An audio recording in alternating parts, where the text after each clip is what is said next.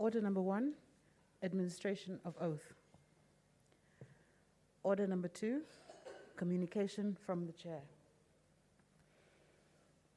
Order number 3, messages. Order number 4, petitions.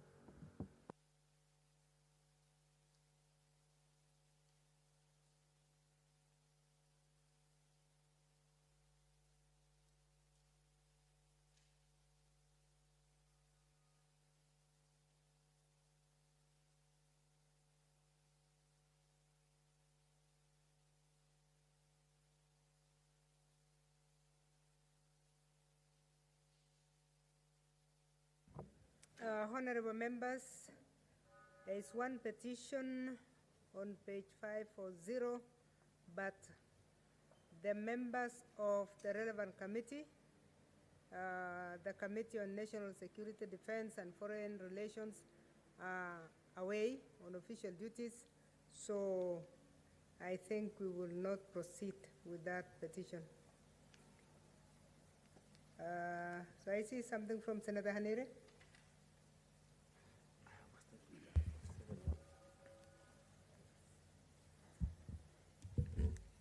Yeah, Madam Speaker, of course, I was rising to protest, but you've explained.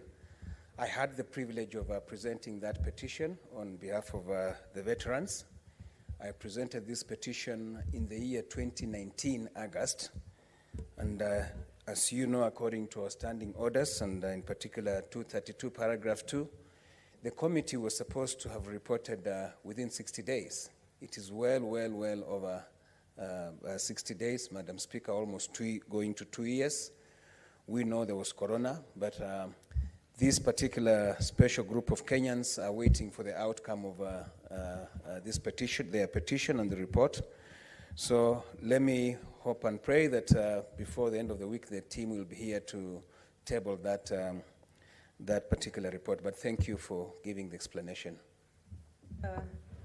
Thank you, Senator. Yes, it will be scheduled as soon as the committee is back so that we benefit from the insight of their discussions. Next order. Order number 4, order number 5, papers.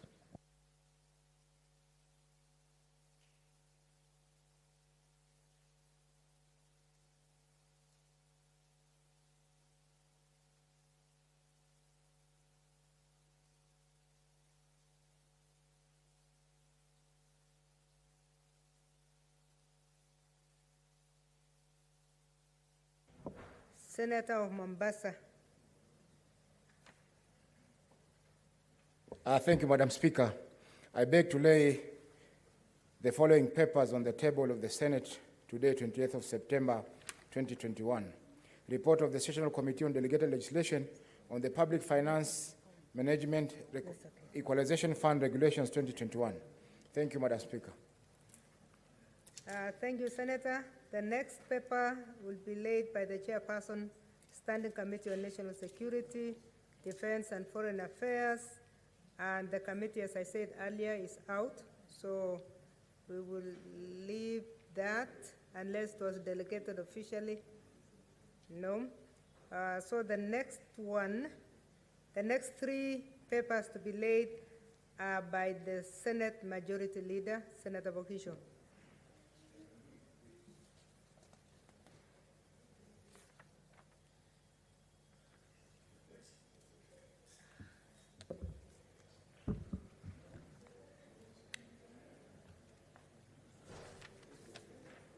Madam Speaker, I beg to lay the following papers on the table of the Senate.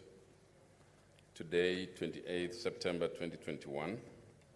1, report of the Auditor General on the financial statements of Nyeri County Government Executive Car Loan and Mortgage Fund for the year ended 30th June 2019. 2, report of the Auditor General on the financial statement of Thika Water and Sewerage Company Limited for the year ended 30th June 2019. And 3, report of the Auditor General on the financial statement of Kiambu County Assembly Car Loan and Mortgage Scheme Fund for the year ended 30th June 2019. I thank you, Madam Speaker. Thank you, Senator. Next order. Order number 6, notices of motion.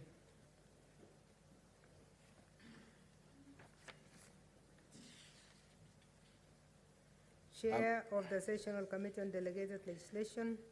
Madam Speaker, I beg to move to give notice of the following motion: that the Senate adopts the report of the Sessional Committee on Delegated Legislation on the Public Finance Management, Equalization Fund Administration Regulations 2021, legal notice number 54 of 2021, laid on the table of the Senate on Tuesday, 28th September 2021, and pursuant to Section 205(4) of the Public Finance Management Act, approves the Public Finance Management Equalization Fund Administration Regulations 2021, contained in legal notice number 54 of 2021. Thank you, Madam Speaker. Thank you, Senator. Next.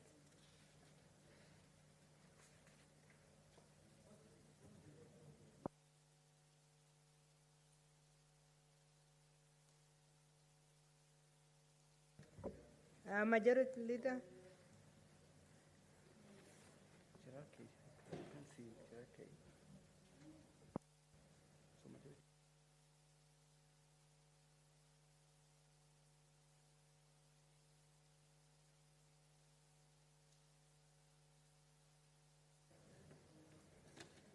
Madam Speaker,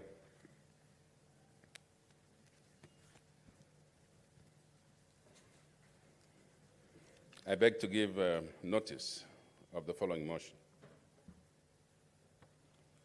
that pursuant to Standing Orders 58(2)A, the Senate rescinds its resolution made on Thursday, 16th September 2021 on the approval of senators to serve in Committee of Powers and Privileges. And 2,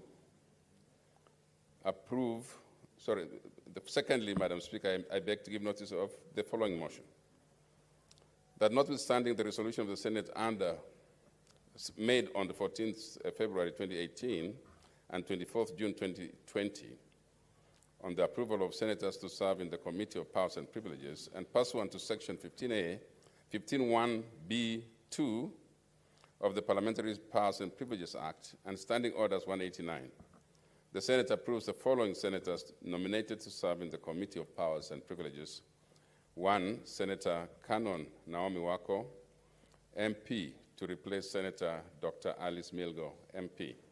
2, Senator Christine Zawadi Gona, MP, to replace Senator Kipchumba Murkomen, EGH, MP.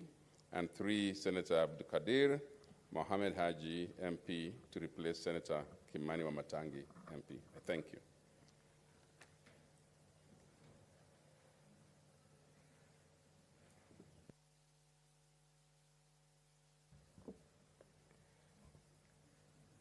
Thank you, Senator. Next order. Order number 7, statements.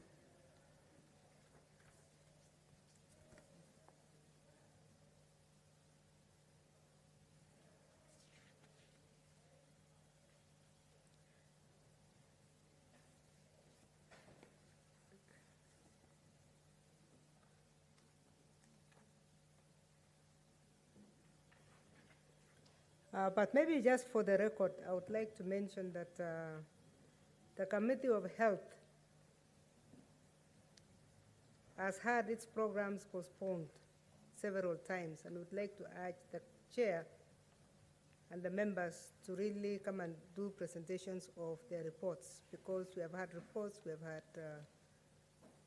this committee has had the highest postponing of their reports. That was supposed to be under number 5 in the notices of motion, and we have missed them again. I would like to urge them to really come and remove because they're giving, they're locking the system for us. Senator Aniri?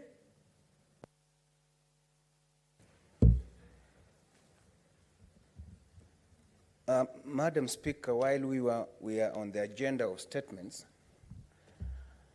I want to bring to the attention of the House that some times back,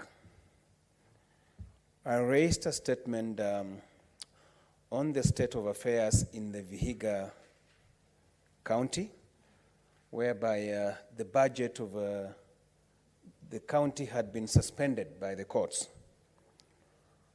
Madam Speaker, we deliberated on this matter here, and it was assigned to the Finance Committee and Devolution jointly.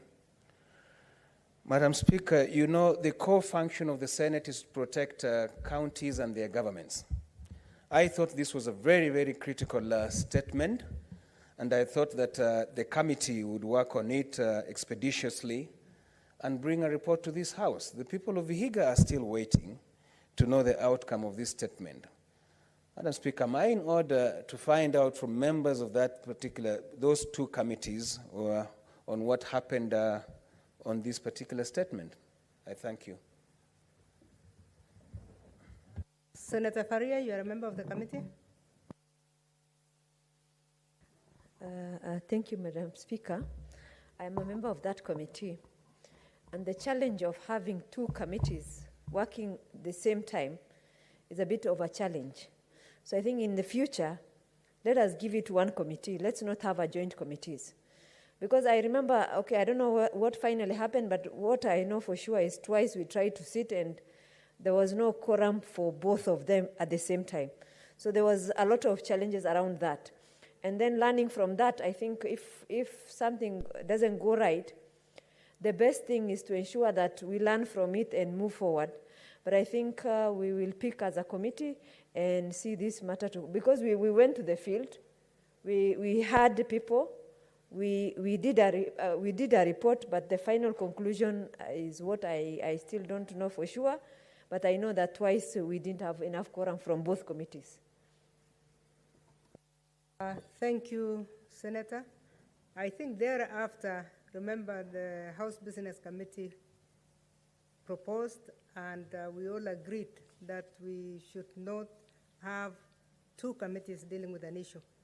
So we hope you can deal with the backlog because that is among the ones that were decided before. I mean that were ordered before the decision was made. So from now, we are not actually allowing any, two committees to deal with one matter. Okay, the next statement. You're on a point of order? Maruma, yes, I thought you were on the statement. Yeah, thank you, Madam Speaker, for this opportunity. You've mentioned about getting responses for our statements. I have commented several times that I have not gotten my responses for statements. One from the Committee of Roads and Infrastructure on the Chala-Njukini Illicit Road, 5 months down the line.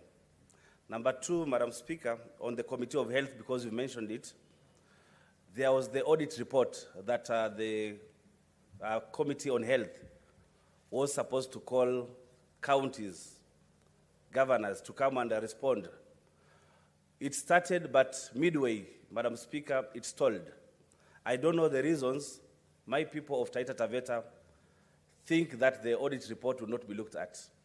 So we need to know from the Committee of Health when they are going to call or invite the counties to come and respond to the audit queries, because some of them point towards loss of money, loss of COVID money. And we spent a lot of time, Madam Speaker, through the Committee on COVID, talking about how the money was spent. I would like to know from the Committee of Health when my county government would be called to respond on the issues that were raised by the Auditor General on the use of COVID funds. Thank you, Madam Speaker. Senator Aniri, George?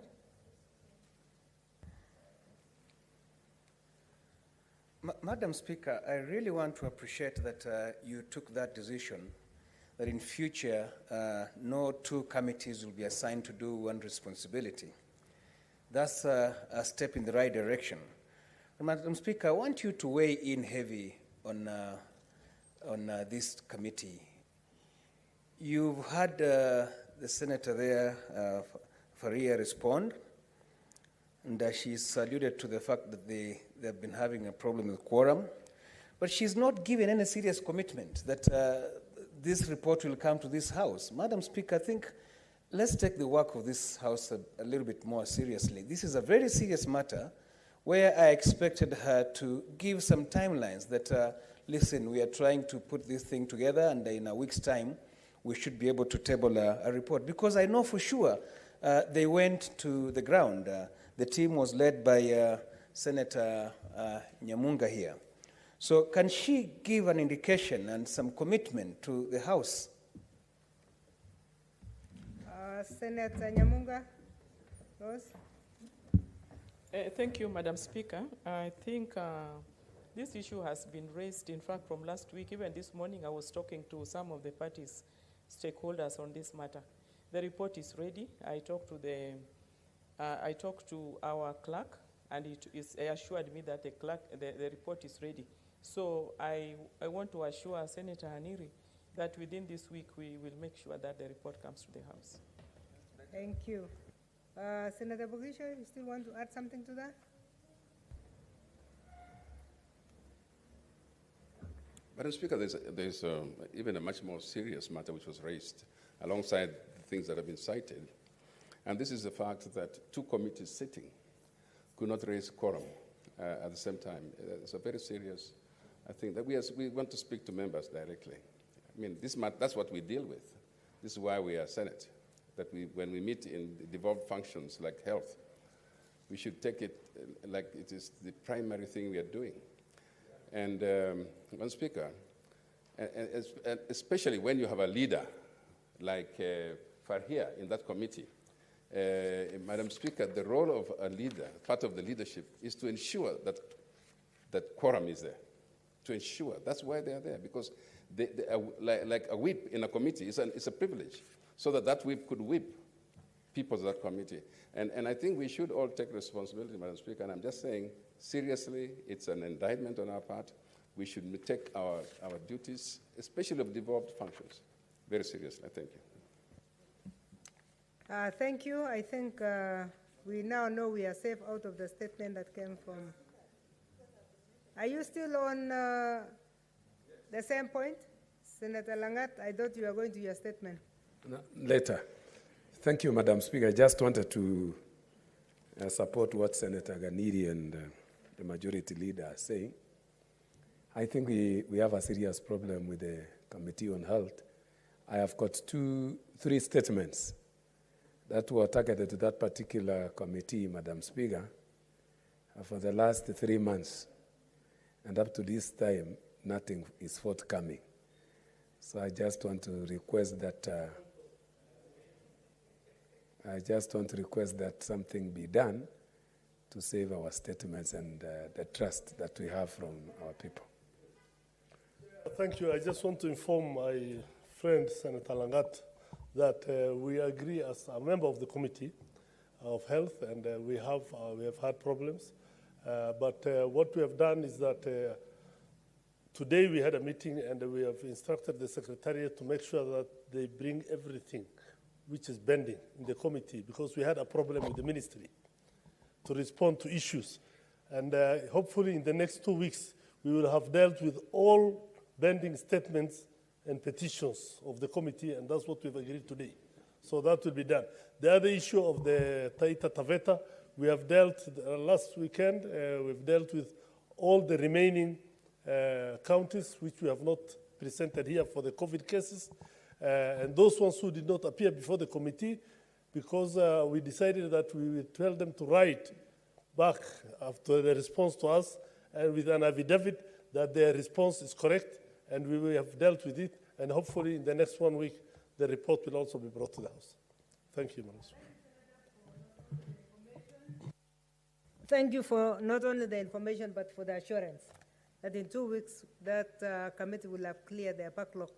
Lastly, Senator Faria, please let's make progress. Okay, thank you, Madam Speaker. I just wanted to comment that remember last week we discussed an issue around the Devolution Committee having a problem, and that the fact that even the chair himself admitted that there is need to reconstitute that committee.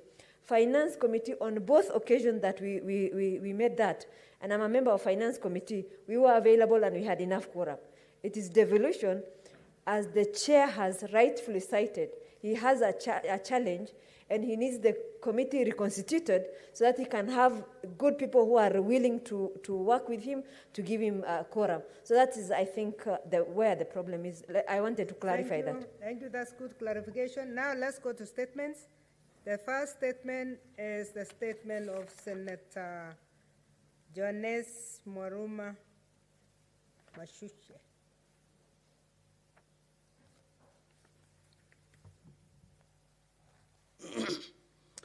Thank you, Madam Speaker.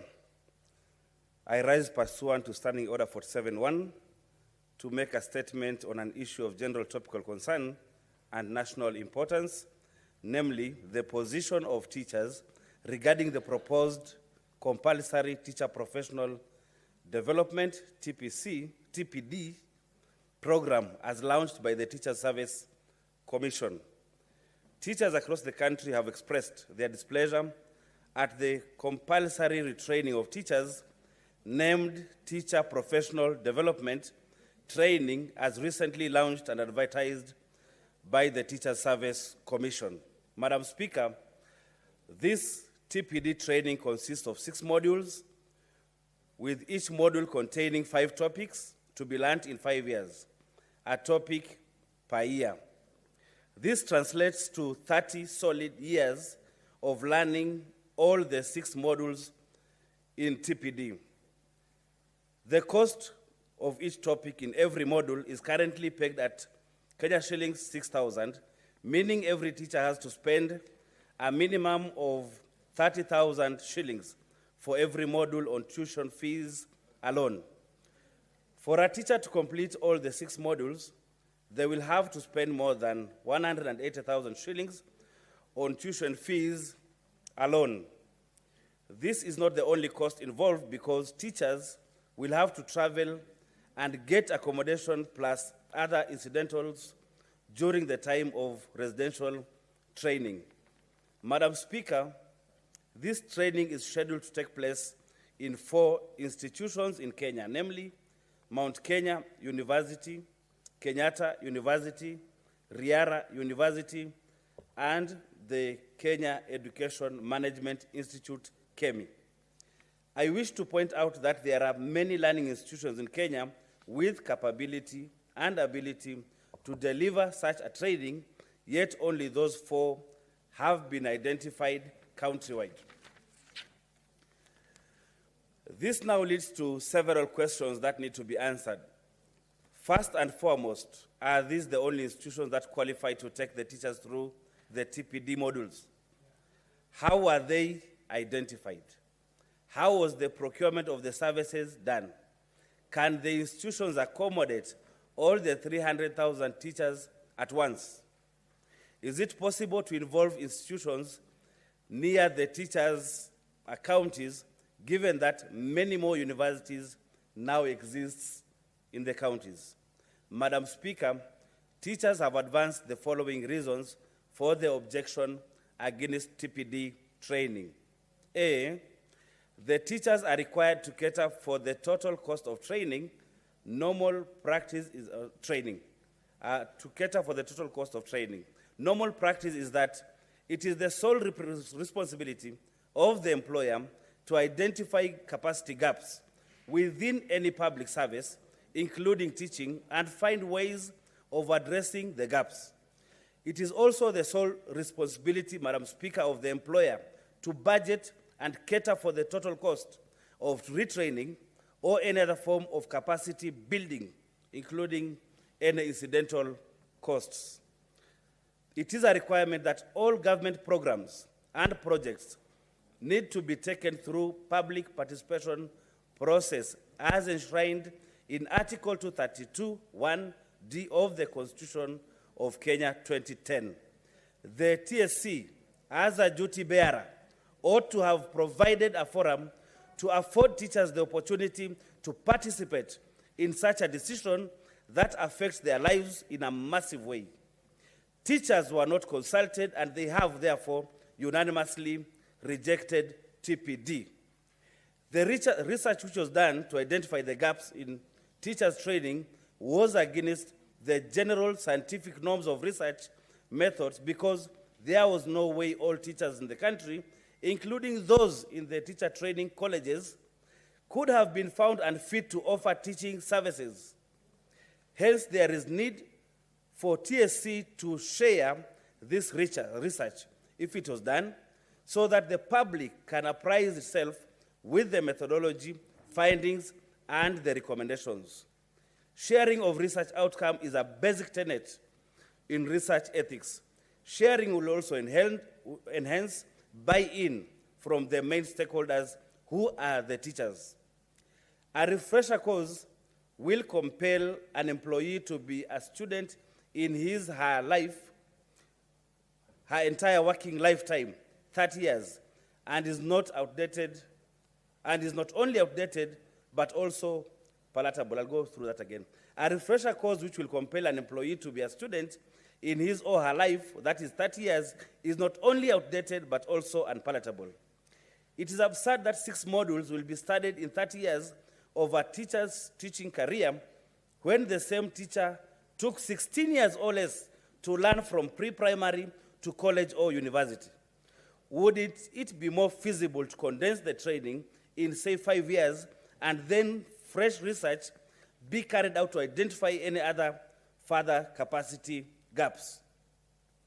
Such training is not an emergency, and therefore, the employer must withdraw it and hold consultative meetings with relevant stakeholders on the best options in rolling it out, if at all it is of any importance. The employer must also undertake to finance the total cost for the entire 30 years of the program for every individual teacher, should it be rolled out. Even if the promoters were to be pegged on TPD modules, as is being claimed, is it not possible for all the over 300,000 teachers, or it is not possible for all the over 300,000 teachers on the TSC payroll to be promoted at once, immediately after completing one module? The other reason why the teachers are rejecting, that is G, we are in an ever-changing world, and therefore a refresher course whose content is designed to last for 30 years is out of touch with the reality and would soon become obsolete. Lastly, Madam Speaker, under the current economic constraints, which has led to freezing of salary increments for all government employees, it would be immoral to subject the little salary of teachers, or the teachers earn, to finance programs which may never be of financial benefit in the long run. To add on to this, teachers have not been spared by the current economic hardship occasioned by skyrocketing fuel prices, the effects of the COVID-19 pandemic, and the general inflation brought about by the soaring prices they have to shoulder. Having said all the above, Madam Speaker, I would like to conclude by appealing to you to task the relevant committee of this House with the responsibility of weighing in on this issue with a view to saving the teachers of Kenya from being unnecessarily subjected to this sporadic training, which has not gained acceptance from the teaching fraternity, and to mitigate any prospects of this matter being declared a trade dispute. I thank you, Madam Speaker. Thank you, Senator. Your statement was framed under 47(1), but you have made your request and I've heard you. I would like to ask the next statement to come from Senator Dr. Christopher Langat, because it's very closely related before I allow members to make a few comments. Senator Langat. Thank you, Madam Speaker. This statement is actually closely related. I think it's because we are teachers and always concerned about our colleagues. I rise pursuant to the Standing Order 48-1 to seek a statement from the Standing Committee on Education on the introduction of the in-service teachers training policy by the Teacher Service Commission. In the statement, the committee should explain the reasons behind the introduction of the in-service teachers professional training policy by the TSE. 2, state why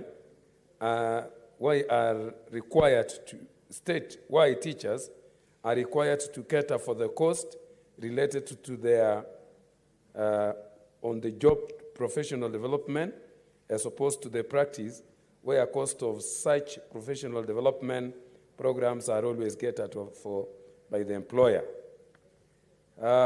Shed light on the criteria used in the selecting Kenyatta University, Mount Kenya University, Riara University, and the Kenya Education Management Institute as trainers, disregarding other institutions that are near schools for the convenience of the teachers. 4, the Teacher Service Commission should explain the rationale on the consideration of teachers' performance in the modules as one of the components to be evaluated for promotions, noting that the training is not compulsory requirement. 5, they should inform the Senate whether relevant stakeholders were involved through public participation for implementation of the policy. Thank you, Madam Speaker. Thank you, Senator. I will now allow members to contribute for a maximum of 30 minutes, and I already have 6, which means 5 minutes each. Senator Mbogo George Ochilayako. Thank you, Madam Speaker. Madam Speaker, teachers are very important for our development. If we were not taught, if we were not brought up, we would not be here today. And every leader, everybody, would not be what they are today without being taught. So, Madam Speaker, the grievance being raised by teachers must be taken with the seriousness it deserves. 1, trying to forcefully train people. It means that you are aggrieving these people, you are angering these people, you are annoying these people, and it is likely to achieve nothing.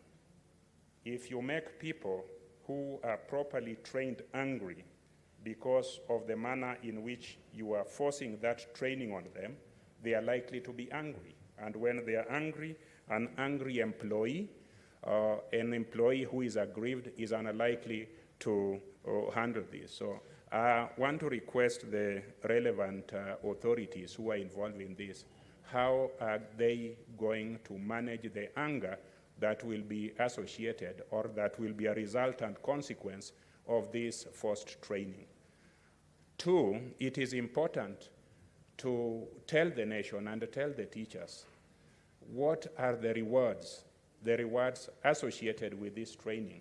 You cannot talk to them about promotions. The statement owner has indicated factually that you cannot promote 300,000 people. There are no such positions. So are there salaries that will be added to them? Are there allowances? Are there benefits that will be resultant consequences of this forced training? So that must also be told to all of us and to the teachers so that they are motivated towards getting trained. 3, it is important for all employees to have a work-life balance.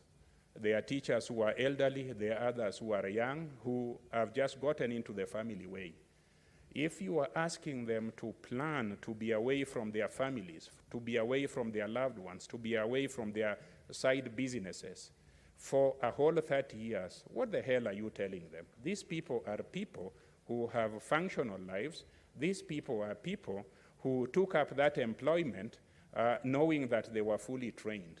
Now, in the middle of their plans and their lives, you tell them that something has come up that is compulsory. It's going to affect how they operate. It's going to affect how they relate to other people, including what they are doing now for 30 years. Did the planners look at the work-life balance that is required for the welfare of this very important profession? Lastly, because there are many of us who would like to speak to this topic, what gaps, how did these people, including Professor Magoha, how did they identify what they think the teachers did not know, what they think the teachers did not have, so that they have the temerity of claiming that our teachers who taught you, and you are one of the best professors I know. I also think I'm one of the best students they ever taught. Uhuru Kenyatta is one of the best presidents they ever taught. Raila Odinga is one of the best engineers. Ruto is one of the best PhD holders they taught. So what is it that we learned wrongly that teachers have to be re-engineered to teach us? We are leaders. All of us then should go back to school and be taught again. Thank you, Madam Speaker. Thank you, Senator. Senator Inima, Gertrude Musurube. 5 minutes max. Thank you, Honorable Speaker, for giving me this opportunity to comment on the statements of Senator Dr. Lagat, and it is just as similar as that of Senator Mwaruma. And a deep concern that I have is that when it comes to organizations are usually productive when they're able to offer professional training to their staff. Then it means that their staff will be more knowledgeable, but in most cases you find that the same organizations have money aside designated to training their employees so that they become better qualified. So I'm just wondering how then teachers will be made to pay for their own retraining. And even if they're paying for their own retraining, I think the TSC should also come out clearly and tell us who exactly is going to train these teachers, what are the qualifications of those who are going to train the teachers, what is their expertise. This is something of really concern. And why should one topic take a whole year? You know, when it comes to issues of pedagogical issues and all that, and having been in the classroom, it is really unthinkable that one topic can take 1 year. It is possibly not. Because even when you go to colleges where they train, a topic can take maybe about a week or so, or maybe 2 weeks. So how intense are these topics that they have to take 1 year? So these are issues that the TSC needs to really come out clearly, and the reasons for stretching all this time, and also the objective. Why do they want the teachers to go for retraining? Because these teachers have already trained, and being a teacher can even self-train herself. So what new knowledge is going to come about in this CBC? So there is need for the TSC to actually answer these questions. And I'm in the Committee of Education, and I'm sure that the TSC will come before us. And when they're coming before us, I hope they're going to really make us see the sense of this training that they've talked about. Thank you, Honorable Speaker, for the opportunity. Thank you, Senator Lokorio Betolina.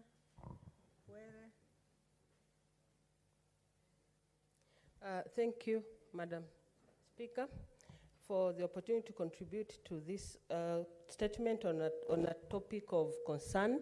And I want to thank Senator Mwaruma, who usually has the feelings and the needs of the teachers at heart. He has brought several issues before this House on matters touching on the teachers.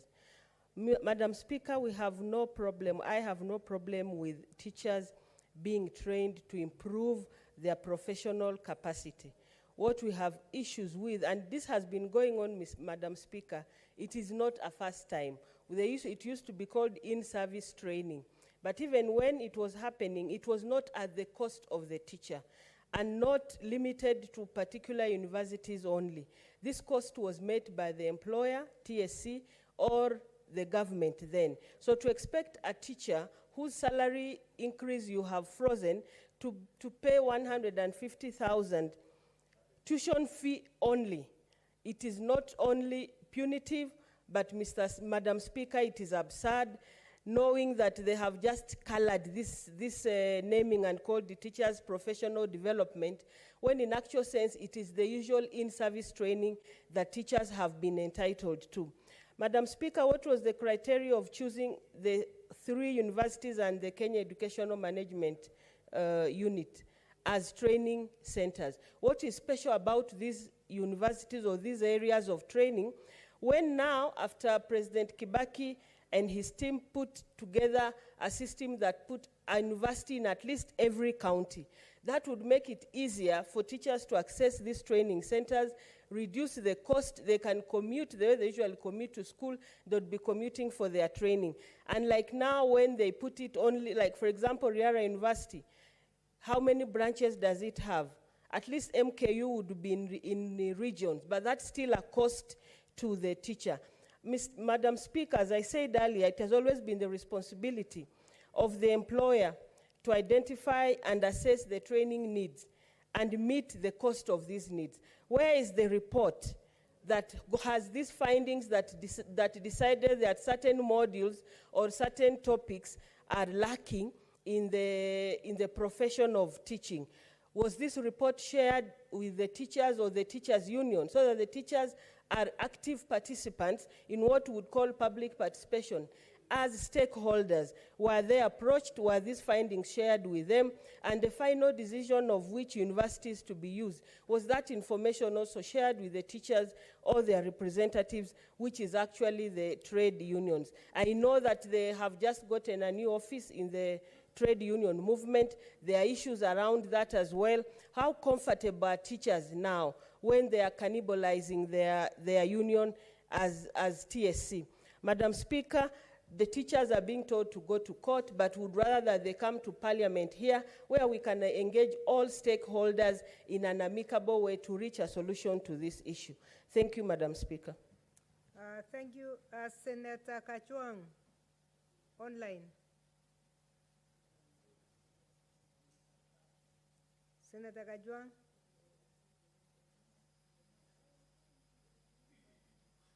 Is he still there?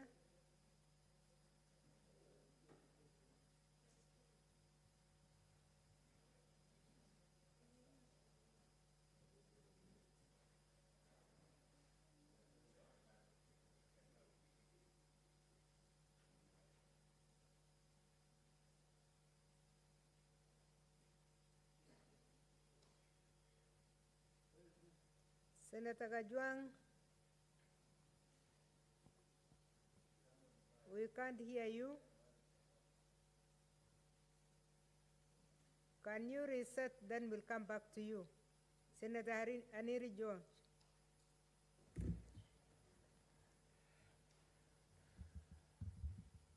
Madam Speaker, I want to thank you for the opportunity, and allow me to thank my good friend, Senator Mwaruma, for raising this matter under 47,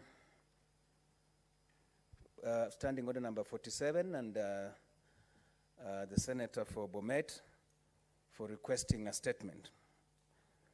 Madam Speaker, this is a very thorny issue, and before they brought it, I was working on a similar statement. I'm grateful that they have brought it, and I'm sure they have even brought it in a better manner, because the two of them, having been teachers, they actually know where the shoe pinches. Madam Speaker, there are only 3 issues that are coming out clearly.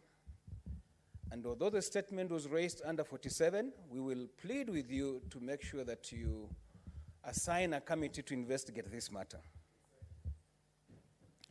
The 3 fundamental issues that have been raised are this. Number 1, our Constitution 2010 is very explicit on the issue of public participation. You cannot impose just your own ideas on our people without subjecting it to their opinions and, them airing their views on the same, because there was a reason why this particular article was put in our Constitution, that people must participate in the decisions that are being taken upon them. So the big question here, once this matter goes to the committee, is that were the teachers involved in the decision making? Because we are all getting very concerned with the way decisions are being made haphazardly at the Ministry of Education lately. So was there public participation? The second issue that is coming up very vividly is the issue of who bears the cost, even if this training, in-service training, was to be done. My understanding, Madam Speaker, it is the employer who is supposed to bear the cost of improving the skills of his employees. Why is this being put wholly on the teachers? Even if it was so, then it would have been cost sharing, so that the teachers foot part of it and the employer foots the other percentage, and a bigger percentage for that matter. The third issue that has come out of concern is the formula that was used to arrive at the 3 universities and the other institution who are domiciled almost in the same locality, in exclusion of other institutions. We have more university, they can do this. We have Masinde Muliro.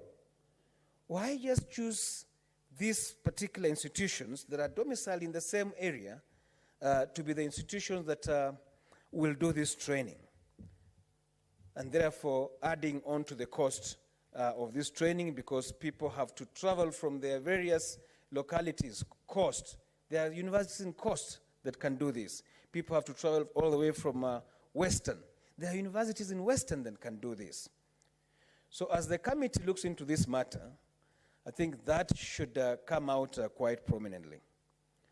And my suggestion, Madam Speaker, if the ministry had to do this, then they should have done it progressively with the new recruits, the new teachers that are being recruited for training. Why are they involving people who were trained 20, 30 years ago? Train the new people. There is an old saying that you cannot teach an old dog new tricks. So to me, I would propose that this particular in-service training is punitive to our teachers. We as a parliament must stand with our teachers and protest very vehemently and protect them as their elected leaders, so that the government, number one, bears that cost of training, and number two, ensures that whenever matters concerning a particular people have to be canvassed, the people must be involved in what we call public participation. I thank you, Madam Speaker. Thank you, Senator. Senator Imana Malaki, Charles Ekai.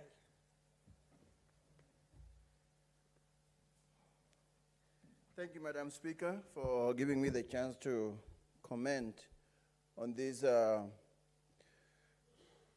statements by Honorable Maruma and Honorable Langat. Teaching, as you know, Honorable Speaker, you and I are teachers, and Honorable Maruma is also a teacher. Teaching is a lifelong profession, a profession that you choose to go to.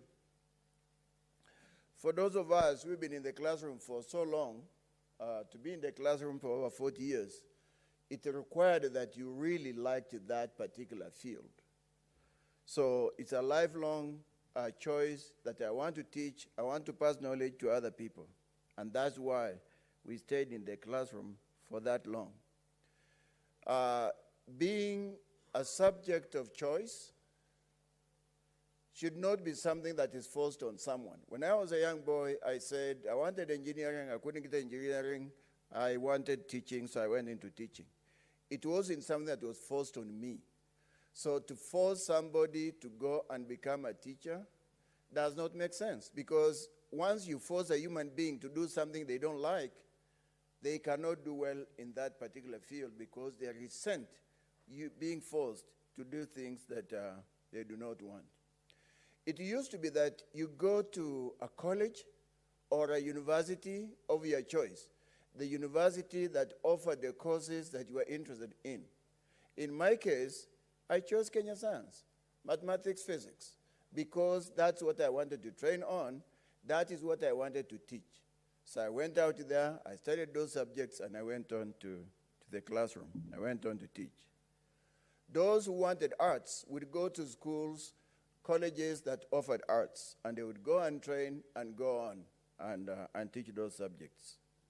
There was never such a thing called forcing somebody to go and train on a field that they were not interested in. If anything, they would have to be in service. And that in service required that there was something new teachers had to know to teach. And that, as has been said already, was financed by the ministry, was financed by whoever was sending those people to training. The world over, we know, Madam Speaker, the world over, we know that when you are an employee of a certain factory or a hospital or whatever it is, whoever thinks that you lack in some piece of knowledge, you lack in some field, you lack in some specialty, would send you over to train at their cost, so you would come back and be a good employee. But it seems to me, for over these years I've been in the classroom, education has changed from what it used to be to something like a commercial field. It's been commercialized. It's been commercialized to a point where sometimes some of the things forced on the people are ridiculous, such as the ones when you are told you go and take a particular course and pay 150,000 shillings for teachers who are not even paid enough money. I've been teaching for those over 40 years, and I'm not rich, because education is not a field you go to get rich. So to tell a teacher to pay 150,000 shillings to do something they're not interested in is tantamount to some kind of dictation. And that is something an intelligent teacher would not agree to. So as Honorable Kaniri said, as people who represent these teachers, we're going to fight for teachers. We're going to say this is ridiculous. Something better must be found for those teachers to train. If at all, they need to be trained. Somebody that is trained for 30 years already knows what they were trained on and should not be forced to go to new training. Sorry, is Senator Gajwang back? Senator Gajwang, Moses? No? Senator Logoria, you have a point of order? Yep. Madam Speaker, I have a point of information. I just wanted to inform the House that when you were the Minister for Science and Technology, you are the team that set a university in every county. So there's no reason why TSC would have 3 universities stationed in one county. When you yourself sitting on that chair, you put a university in every county under the former President Mwai Kibaki. Thank you, Madam Speaker. Thank you, Senator. Earlier you said team, so I was wondering whether you remember the team. But now I know you know the team. Thank you. Senator Mwenye Haji Mohamed Faki. Asante Bispika kwa kunipa fursa hii kuunga mkono taarifa iliyoletwa bungeni na Senator Maruma na maombi ya taarifa iliyoletwa bungeni na Senator Langat. Mheshimiwa Spika, kazi ya walimu ni kazi muhimu sana katika nchi yetu, kwa sababu wao ndio wanajenga msingi wa wanafunzi wetu kutoka mwanzo wa masomo yao mpaka atakapomaliza masomo chuo kikuu au kwingineko. Kwa Mheshimiwa Spika, utaalamu wa walimu, taaluma ya walimu lazima itiliwe maanani sana na serikali. Tumeona hivi majuzi, Mheshimiwa Spika, walimu wamenyimwa nyongeza mshahara kwa karibu miaka mitatu itakayokuja, kwa sababu wanasema kwamba uchumi uko vibaya. Lakini hapo tunaona kwamba wako tayari kuwabandikia mzigo wa walimu wa kujifundisha kwa gharama kubwa ya 150,000 ambayo ni gharama tu ya kulipia kozi bila ya mambo ya chakula, malazi ya zile sehemu ambazo atakwenda kusoma masomo hayo. Kwa hiyo Mheshimiwa Spika, kwanza kabisa ni kwamba Wizara ya Elimu kabla ya kuleta huu mtaala mpya lazima walikuwa wameweza kufanya utafiti na kujua kwamba walimu watahitajia taaluma ipi ama ujuzi upi mpya wa kuweza kuwezesha kusomesha huu mtaala mpya. Jambo la pili, Mheshimiwa Spika, je, huu mtaala ambao ameuleta ulipitia ile tunaita public participation ama uchunguzi ama kushirikishwa kwa washikadau wote, ili yale ambayo yatakubalika, yatakaozungumzwa na yatakubalika yawe ni rahisi kuweza kuyatekeleza katika siku za usoni. Mheshimiwa Spika, jambo la tatu ni kuwa hivi sasa karibu kila county na chuo kikuu. Kwa hivyo hatuoni ni sababu gani mtaala huu ufundishwe na vyuo vinne peke yake. Na hili sio jambo ambalo tunaweza kusema lina utaalamu maalum ambao lina taaluma maalum ama utaalamu maalum ambao unaweza kuwa unapatikana katika chuo kimoja peke yake. Huu ni mtaala ambao unaweza kufundishwa katika chuo kikuu chochote katika nchi yetu ya Kenya, kwa sababu ni walimu kupewa mafunzo mapya juu ya vile ambavyo watakaweza kutekeleza hii mtaala mpya. Na mwisho, Mheshimiwa Spika, ni kuwa walimu kote nchini tayari wanafundisha. Je, kwa wale ambao hawatakuwa tayari, kwa mfano hawana pesa za kwenda katika kusoma huu mtaala mpya, je, watafutwa kazi ama watafanywa nini? Kwa sababu ni wazi kwamba wengine hawatakuwa na uwezo wa kifedha wa kuweza kwenda kufanya mtaala huu mpya. Asante Bi Spika.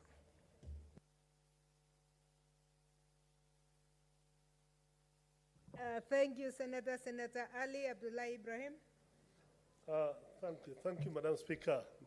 Madam Speaker, I want to thank the two senators for bringing this issue to light. It's been there. Teachers are most humble and good people in this community. They have worked for these communities of ours, from the lowest to the most remotest to the big towns, and they always suffer the most. What shocks me in this country is that when it comes to education and change of the education system, why do you rush it always? We always rush it. We always want to do things the way the system wants. I can remember the way the 844 just came and messed up everything that was there. Now, without people being consulted proper, we are being told about another system, which nobody knows about again. I think this is very sad. The government of the day should not just come up with issues when the people are against it, and most teachers are against it. Every teacher anywhere in this country, you ask them about this CBC, they tell you we don't know anything about it. So why is there a rush? Why can't we discuss these things properly, give it a proper public participation that was stated by Senator Kaniri, allow everybody to ventilate on this issue, and then if we really find that this is good for this country, then I think at that time nobody will have anything against it.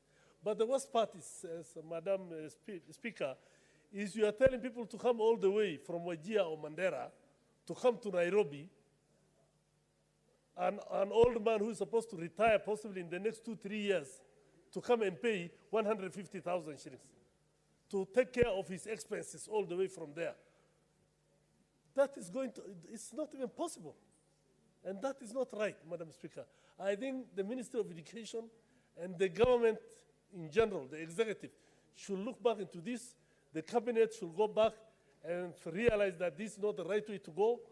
Whoever came up with these ideas, whatever it is, I think we need to have proper consultation so that every county is involved proper. Thank you, Madam Speaker. Thank you, Senator. Senator Nyamunga Rose Ogendo. Thank you, Madam Speaker, for giving me this opportunity. Mine is very brief. First of all, I think it is very important for TSC or the teacher organization to be very efficient and also try to think outside the box. First of all, I know it is very important that in every profession we should be having continuous learning. And no teacher should graduate and then continue teaching all the rest of their lives without going back to school and understanding how the world is moving. It is important to do continuous learning. But TSC should think about one or two things. First of all, it is very costly. I don't think with the salaries that teachers are earning, they can afford to pay 150,000 shillings to attend training. And yet this training, it is for the betterment of these children and the betterment of Kenya. So if Kenyans need better teachers and more informed teachers, they should have a budget for retraining teachers. It is acceptable and it is allowed. Secondly, I think there is what we call online learning. I don't think it makes sense to identify only 3 colleges within a region and then expect all teachers to be trained in those 3 institutions. Yet, they can do the same online learning. So I would like to advise them that they should be more digital. This is a digital government. So let us see things being done digitally. And also with COVID, we have realized that everything is possible, it can be done online. So let them think about digital learning, and secondly, think of the costing and the distribution across the country. I thank you, Madam Speaker. Thank you, Senator. Senator Sakaja Johnson, other. Thank you. Madam Speaker, this is a matter that I don't think anyone should even request for the Committee on Education to take it up. The committee on its own motion really should have been on this matter. There's a huge outcry from our teachers. I've received a lot of concerns from my teachers in Nairobi. Madam Speaker, there is merit. Order, honorable senators. I can see the chair of education is being distracted. Madam Speaker, not only Senator Sakaja is talking to you. the chair of education and the person who sought the statement are the ones who are consulting loudly. Madam Speaker, what I was saying is that there is merit in continuous professional development. And we should not sound like we're discouraging that from the teachers. I think that must continue. And it is very much encouraged. In all fields, all of our professions, we keep going for professional development. But it's not this kind of professional development. I doubt much has changed in terms of the core content of what you're teaching. When Senator of Turkana was in Kenya Science, the periodic table has not changed. It is still hydrogen, helium, lithium, beryllium, boron, carbon, nitrogen, oxygen, sodium, magnesium, and I can go on. It's the same. Mountain formations in geography are the same. The Newton's laws of physics, law of inertia, etc., electronics are the same. What has changed is the methods of doing it and things, the softer issues, IT, where the world is. So the kind of training we expect is not really the core, but the different methods as how the world is moving. Now that is not something that would cost 150,000, and for teachers to move all the way from Wajir or from Turkana to come to Nairobi for that training. So Madam Speaker, I think the committee should look at those 3 things. Number 1, that training must be paid for by the TSC. The TSC needs to pay for that. And it should be done in the regions where those teachers are, because there's an institution. In fact, capacity must be developed through the education departments in the districts to be able to continue this learning.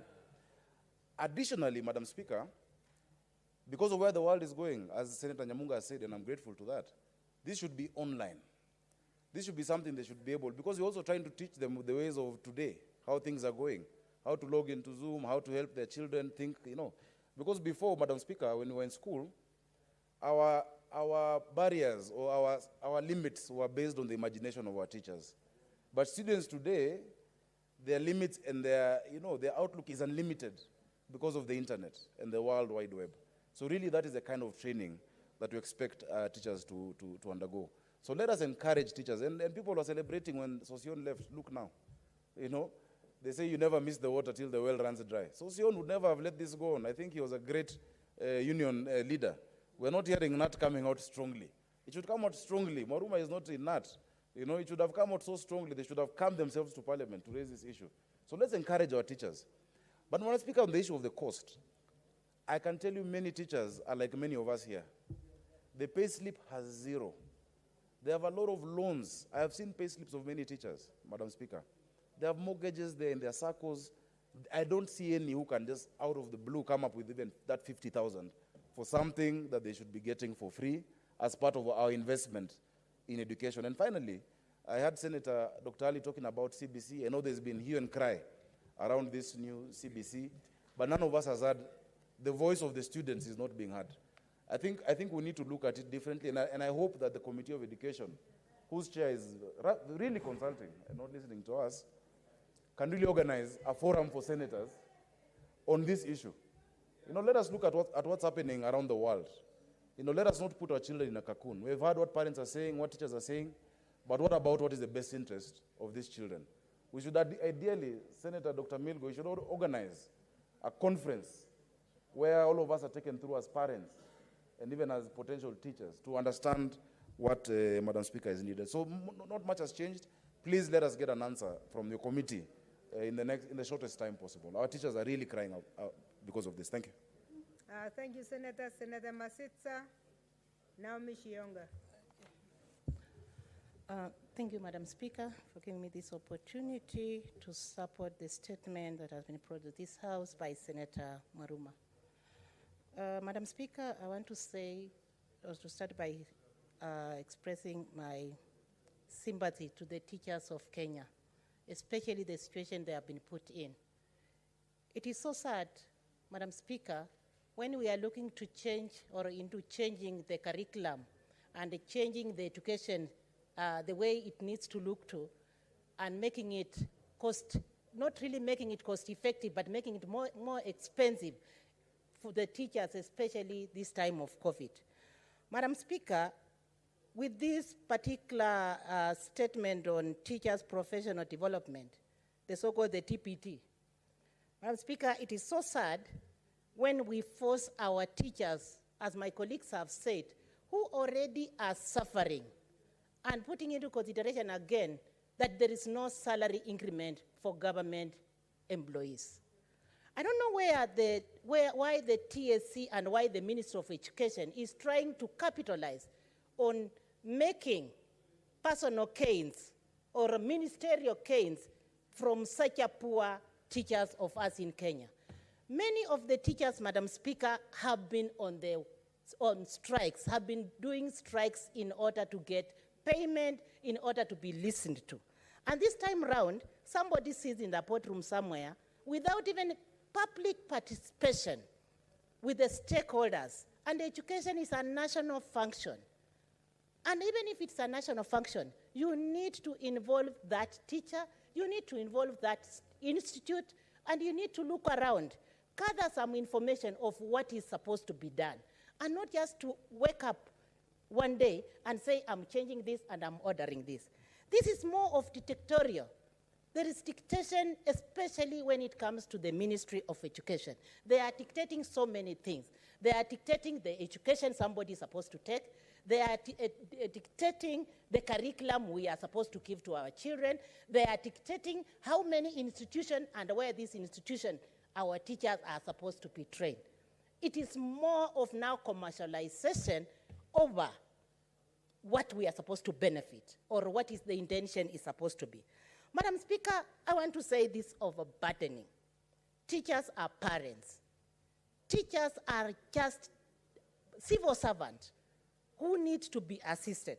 And if you look at the functions of a teacher, it goes beyond just teaching. My colleagues have also said something to do with, or they have touched on the issues to do with online. People are going online. Here in the Senate, we are going online. We have gone virtual. Why should you force a teacher from Mandela, a teacher from Turkana, a teacher from my county, Kakamega, to come to Mount Kenya University just to be trained? And on top of that, why should you force that teacher to cost her education when it is supposed to be, when you are coming, you are like suggesting the cost, you are suggesting what he should do. This is more of a military. We are looking at education as something that is supposed to be you need to, one needs to will. It's a willingness. And it's not supposed to be, it's not supposed to be forced to. So I want to call upon the TSC, which has really eroded the beauty of education in this country. It has gone. Nobody can even tell me to tell anybody to go into teaching fraternity, whereas teaching fraternity used to be beautiful. I can decorate it that way. Secondly, why 3 colleges or universities? Who said that those are the ones? We know what is happening. And I can tell you for free, we know what is happening. There is corruption here. There is commercialization here. And somebody should know that we are watching. You cannot say that this is the publisher of the books we are supposed to pay to purchase. This is the education we want, and these are the institute. Who told you that education has become a personal property. We refuse, and I refuse, that let us be considerate, let us put strategies that will help a teacher who is also a parent, a teacher who is a child of somebody, and a teacher who is willing to instill education into the continuous generation. Madam Speaker, I want to thank the Senator, and I want to applaud the Senator for bringing this to the floor of this House, but the continuous experience we are experiencing in the education fraternity is the worst. Thank you, Senator. Senator Olekina Ledama.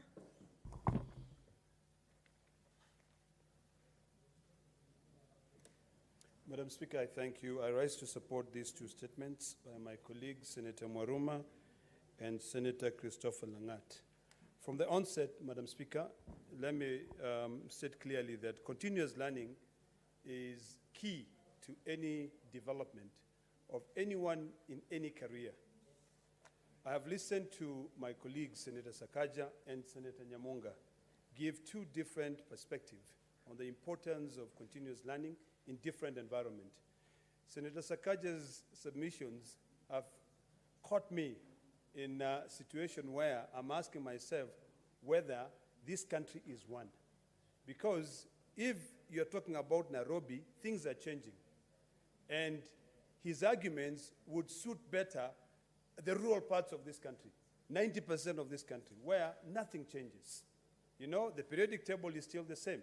The learning, our children are still learning under a tree, you know. Now, when you now think about the arguments by my sister, Senator Nyamunga, they will really be for the affluent community, for the affluent neighborhood, where they use technology, where continuous learning is key, you know. Now, the problem we have in this country, Madam Speaker, is that when you sit in the ministry here, you think that everyone is sitting under the AC, or air-conditioned office. Everyone is sitting getting tea at 10 in the morning, and everyone has got a laptop that has been provided by the government free of charge, and you don't know the conditions that the teachers are living in. Madam Speaker, this is an opportunity for us as Parliament to be able to show that even us can be able to stand, you know, we can be able to pass a motion here to stop this. Kenyans now will rush to the courts, and the courts will be able to save Kenyans. We are the institutions that comes up with legislation. Yes, the executive is supposed to be there to implement, but you cannot do that. Madam Speaker, if you look at contracts, civil servants, when they work, a teacher gets a contract. TSC issues contracts to teachers. The letter that you're given says that this is your contract. You will be paid X amount of money. Nowadays, teachers are paid about maybe 500,000 shillings a year. You know, so you're told you'll be paid, you know, depending on the job group that you are in. If you're in this job group, to this job group, you'll be paid between 443,000 shillings to around 530,000 shillings. In that contract, if the current ministry want to be able to ask these teachers to pay 150,000 shillings, they should add it in that contract and say that we will give you money so that when you were in the middle, for you to be able to improve yourself, and for you to be able to improve your performance, as if the periodic table is going to change, you will need these 150,000 shillings, continue paying. Madam Speaker, I want you to imagine a situation where we in this Senate have our staff. Even today, our staff are in Nakuru being trained on accountability. Are we the one paying for where they are sleeping? Are we the one paying for the teachers who are coming to train them? I mean, seriously. This is what I call absolutely ludicrous.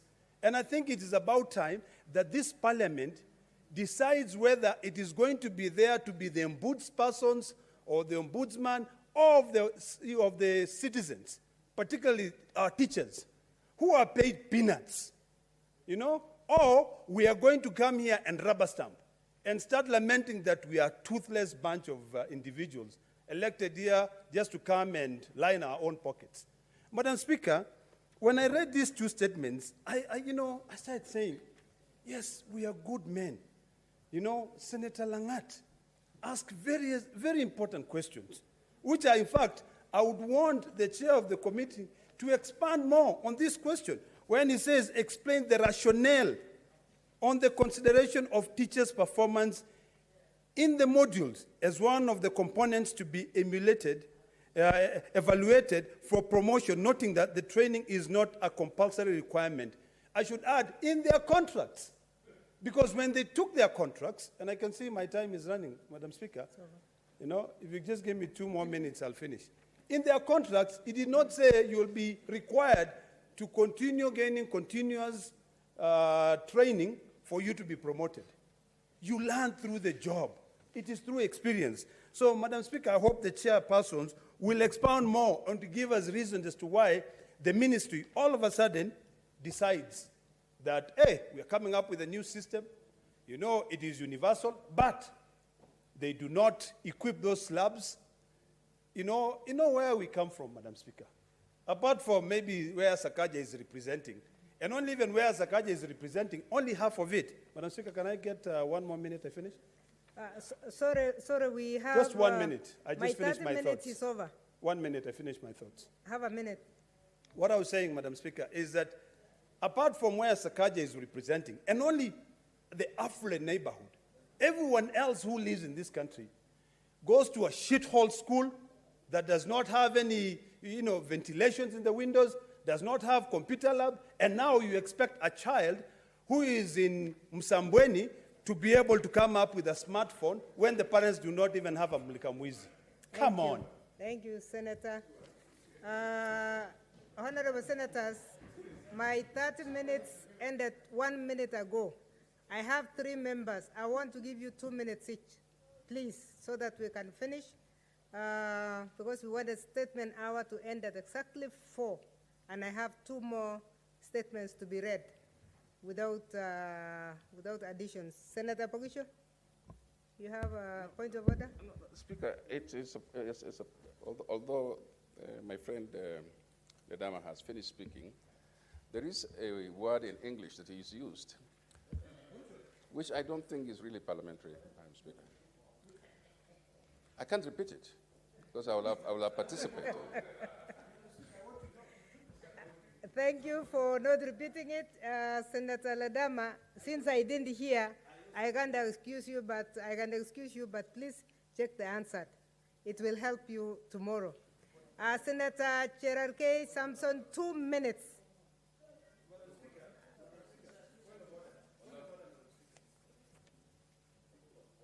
Senator Sakaja, I still have your statement and I have 3 minutes or 5 minutes only. Was it on this one? Madam Speaker, I think you will need to direct, because indeed there could be a word that is not parliamentary, but you can be able to direct, so we don't repeat it, that the clerks at the table go through the Hansard and withdraw from the record of this House any word that might not be parliamentary. If there's a word that is not parliamentary, let it be withdrawn. Because the record of this House, Madam Speaker, last week I was going through the Hansard of 1964. They're available. I was going through what Tomboy used to say in this House. It's a record for posterity. So if there's such a word, let it just be expunged and we can go on, Madam Speaker, instead of making it a debate and leaving it in the Hansard. Let me rule it this way. I want to rule on that one. Are you going to tell us what you say? Yes. Madam Speaker, the word that I used was shithole. And what it means in the dictionary is that, I'll read it, it's an extremely dirty, shabby, or otherwise unpleasant place. That's exactly the word that I used. I did not create the word. What is non-parliamentary with that word? It is, of course, parliamentary, Madam Speaker. It is not a word which is not in the dictionary, and it is not a word that does not describe a place. If, Madam Speaker, that word is unparliamentary, then I wonder why it was ever created.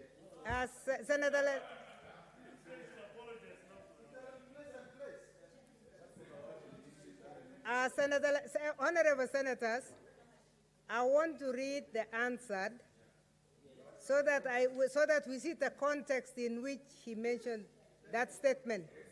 So give me time to go and read it, and then we'll come back to look at that. We'll rule on it.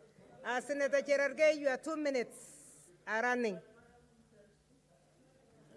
Thank you, Madam Speaker. I want to say that this statement is very timely. I agree, Madam Speaker, that teachers' career progression and development should be something that we do even in the legal profession.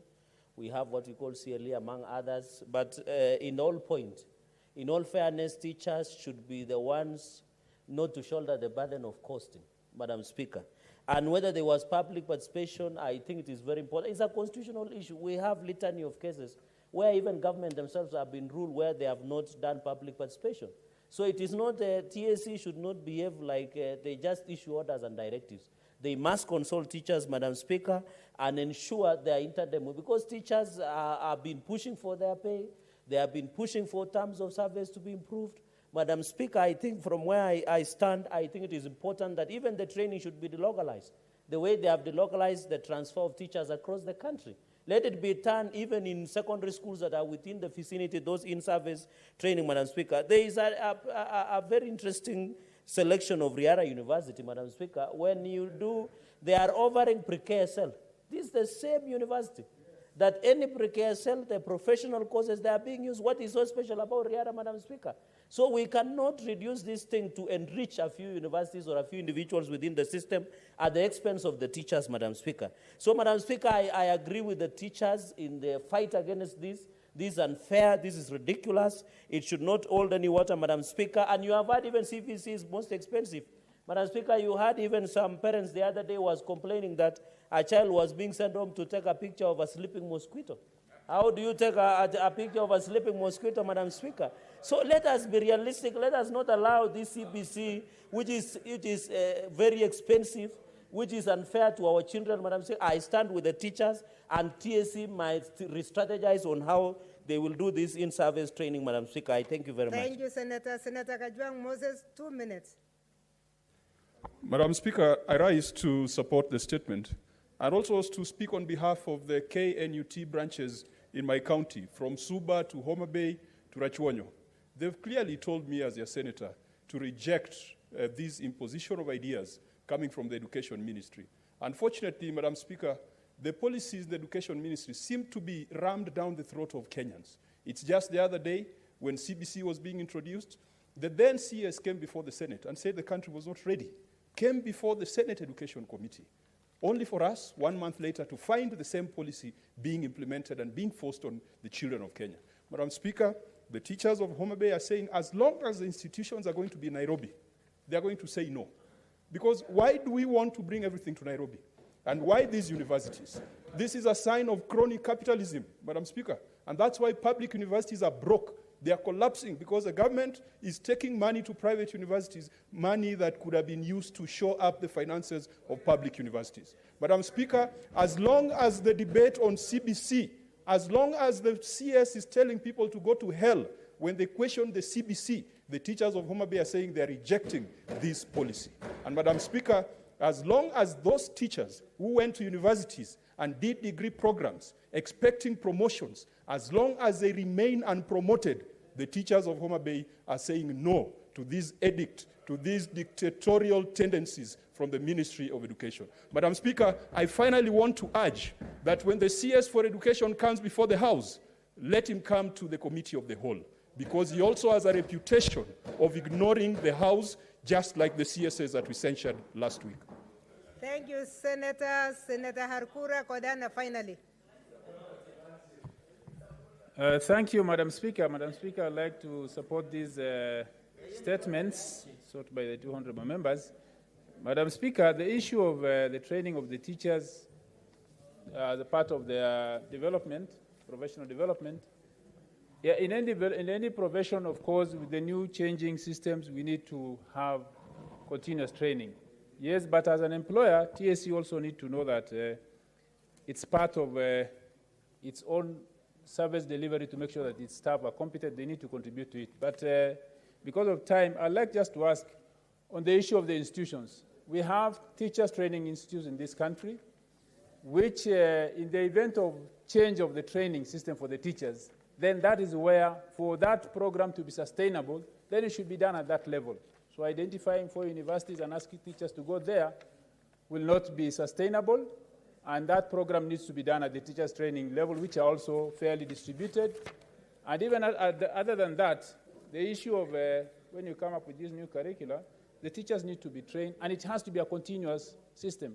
The other day, the same TSC was saying they don't longer recognize Bachelor of Education training for teachers in the universities. So I don't know what they're doing again to take teachers back to the universities, while they don't even recognize or they don't even intend to continue with that training. So mine is to urge that when the CS comes, TSC also should be there, and this issue need to be addressed.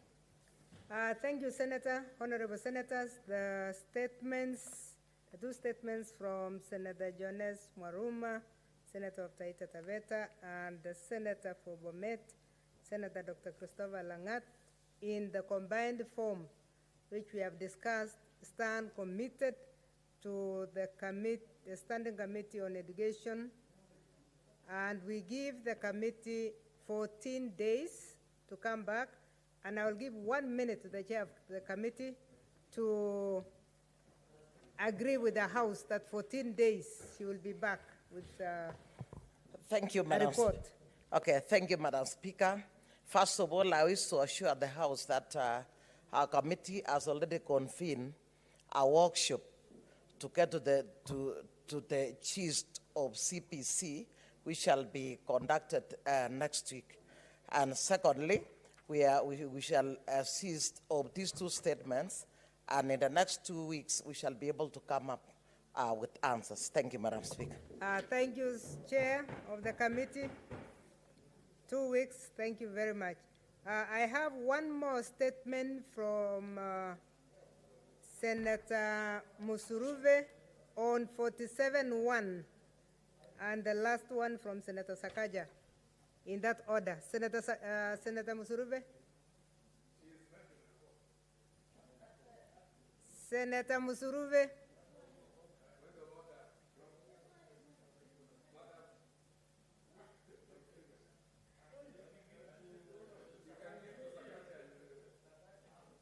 Senator Musuruve,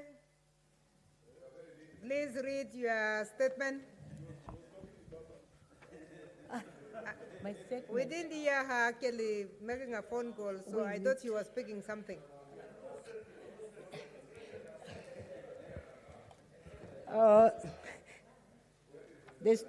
Kindly, Maria, help me with the statement. It never came back to me, and I would wish to read it.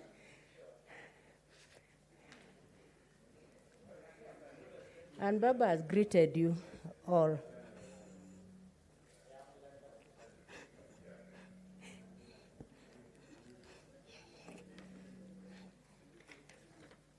Thank you, Honorable Speaker, for giving me this opportunity to make a statement on a topic of general concern on the International Day of Older Persons.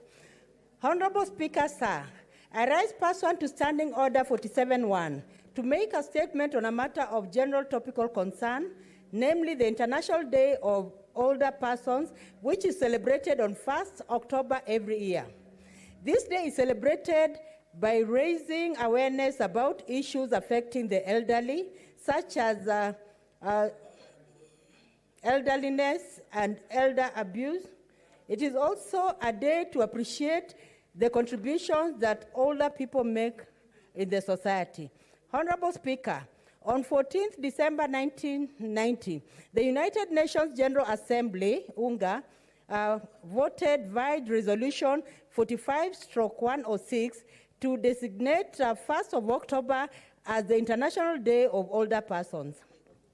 It is noted that there are currently more than 700 million people over the age of 60 years, with Eastern Asia being the home to the largest number of older persons at 261 million, and Europe and Northern America following with over 200 million. It is predicted that by the year 2050, this figure will have risen to over 1.5 billion, with the fastest increase in the number of older persons expected to be in Northern Africa and Western Asia, and the second fastest projected to be in the Sub-Saharan Africa. Honorable Speaker, Various initiatives preceded the resolution of the day in order to address the challenges that face the aging population. The Vienna Plan of Action on Aging, which was adopted by the 1982 World Assembly on Aging and endorsed by the UNGA, the United Nations Principles, and also the United Nations Principles for Older Persons, adopted via Resolution 46/91, that is by UNGA in 1991, and the Madrid International Plan of Action on Aging, adopted at the Second World Assembly on Aging in 2002, are examples of such initiatives that are used as instruments for addressing issues of older persons. Honorable Speaker, the Vienna Plan of Action seeks to strengthen the capacities of governments and civil society to deal with the aging population and to address the developmental potential and dependency needs of older persons. It promises regional and international cooperation. It includes 62 recommendations for action in addressing issues such as research, data collection and analysis, training, and education. It also has salient sectors such as health and nutrition, housing, environment, family, social welfare, income, and security. The Madrid Plan of Action is a response to opportunities and challenges of populations aging in the 21st century. Honorable Speaker, Kenya has made tremendous efforts in advancing the rights of the elderly. In 2007, the government of Kenya, in a practical attempt to help the older persons, started the Older Persons Cash Transfer Pilot project in Thika and Nyando, and later implemented it in Busia under the Rapid Response Initiative. This program later transitioned to the current Inua Jamii program. The program has embraced not only the elderly, but also the vulnerable and persons with disabilities.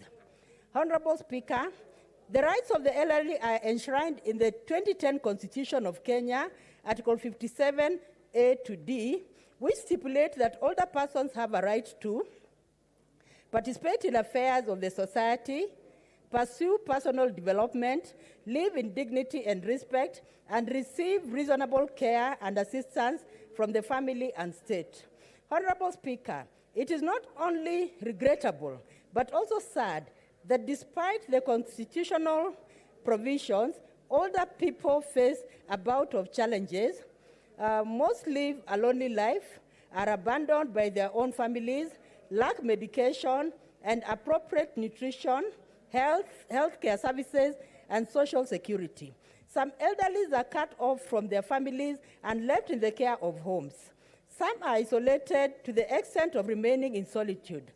This brings them down and reduces their dignity. Sometimes they hardly get a phone call from those that were once close to them. Honorable Speaker, as we commemorate the International Day of the Elderly, I call upon all Kenyans to defend Article 57A to D of the Constitution by reaching out to the elderly and appreciating them. Some of the ways of showing appreciation include spending time with them, being polite, asking for advice, eating together, discussing family heritage, history, and traditions, calling them, visiting them, and reassuring them of love and appreciation. Honorable Speaker, I'm also calling upon county governments to create a biodata of all their elderly and build county recreational facilities for them, establish social security and obligatory health services for them, and keep reporting to Parliament periodically on the mechanisms put in place to uplift their lives. In conclusion, I call upon the government to strengthen the cash transfer program services by increasing the amount of money given to the elderly and make the program more efficient, transparent, and effective in reaching the right beneficiaries. Happy International Elderly Day, everyone. Thank you, Honorable Speaker, for the opportunity. Thank you, Honorable Senators. I do hope that we reach order number 23, recognition and appreciation of the elderly. If we reach there today, as the motion by Senator Roch Nyamunga, we will allow contributions. So because of time, let me go to the statement by Senator Johnson Sakaja.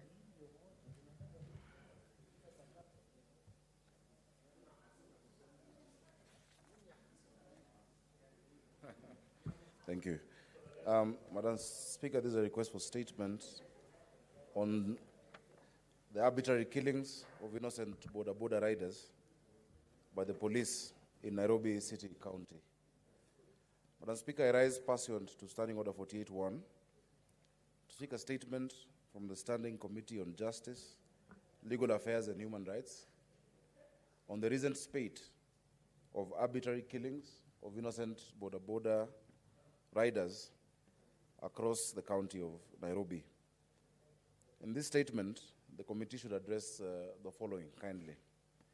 Number one, the committee should explain the circumstances that led to the shooting to death by police officers of two unarmed border riders, Mr. Rabin Ogeto and Mr. Bernard Mabwago, in broad daylight in the course of their duties on Saturday, the 25th of September, 2021, and Sunday, the 26th of September, 2021, along Kirinyaga Road and in Kasarani, respectively. And Madam Speaker, I offer my condolences to their families. Number two, they should outline the action that has been taken by the Inspector General of Police in regard to the arrest and prosecution of these officers, the officers involved in the killing of the two border riders. Number three, to explain why cases of extrajudicial killings have continued despite the public outcry and what strategies have been put in place by the Inspector General of Police to ensure humane, professional, and responsible policing. Number four, provide a report from the Office of the Director of Public Prosecutions on how many cases of rogue officers have successfully been prosecuted, including the cases I have brought before the Senate from Kiamaiko and Kasarani, Yasin Moyo and Steve Nandwa. Number five, give a report from the Independent Policing Oversight Authority on the mitigation measures that have been taken to end this menace of extrajudicial killings by rogue officers and the disregard of the law. And six, outline the measures the government has put in place to compensate the families of more than 100 men and women who have fallen victim to extrajudicial killings in the last 15 months. 50% of these killings have been in my county of Nairobi. Madam Speaker, I thank you, and I hope this can be resolved speedily. These killings just happened this past weekend, Saturday and Sunday, and there are many other cases where border operators are being harassed and being made to really suffer in Nairobi City County. Thank you, Madam Speaker. Thank you, Senator. Honorable Senators, this statement stands committed to the Standing Committee on National Security, Defense, and Foreign Relations, and we want them to bring the report in 14 days. Next order.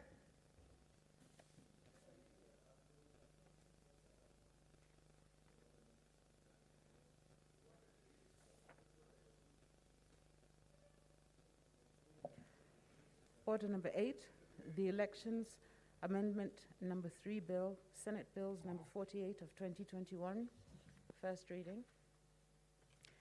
A bill for an act of Parliament to amend the Election Act to allow the use of a candidate's popular name in an election and for connected purposes.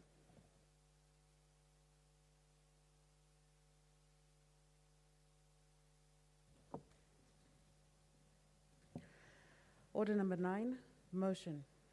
Adoption of the report of the Sessional Committee on Delegated Legislation on the Public Finance Management Equalization Fund Administration Regulations 2021 and approval of the Public Finance Management Equalization Fund Administration Regulations 2021.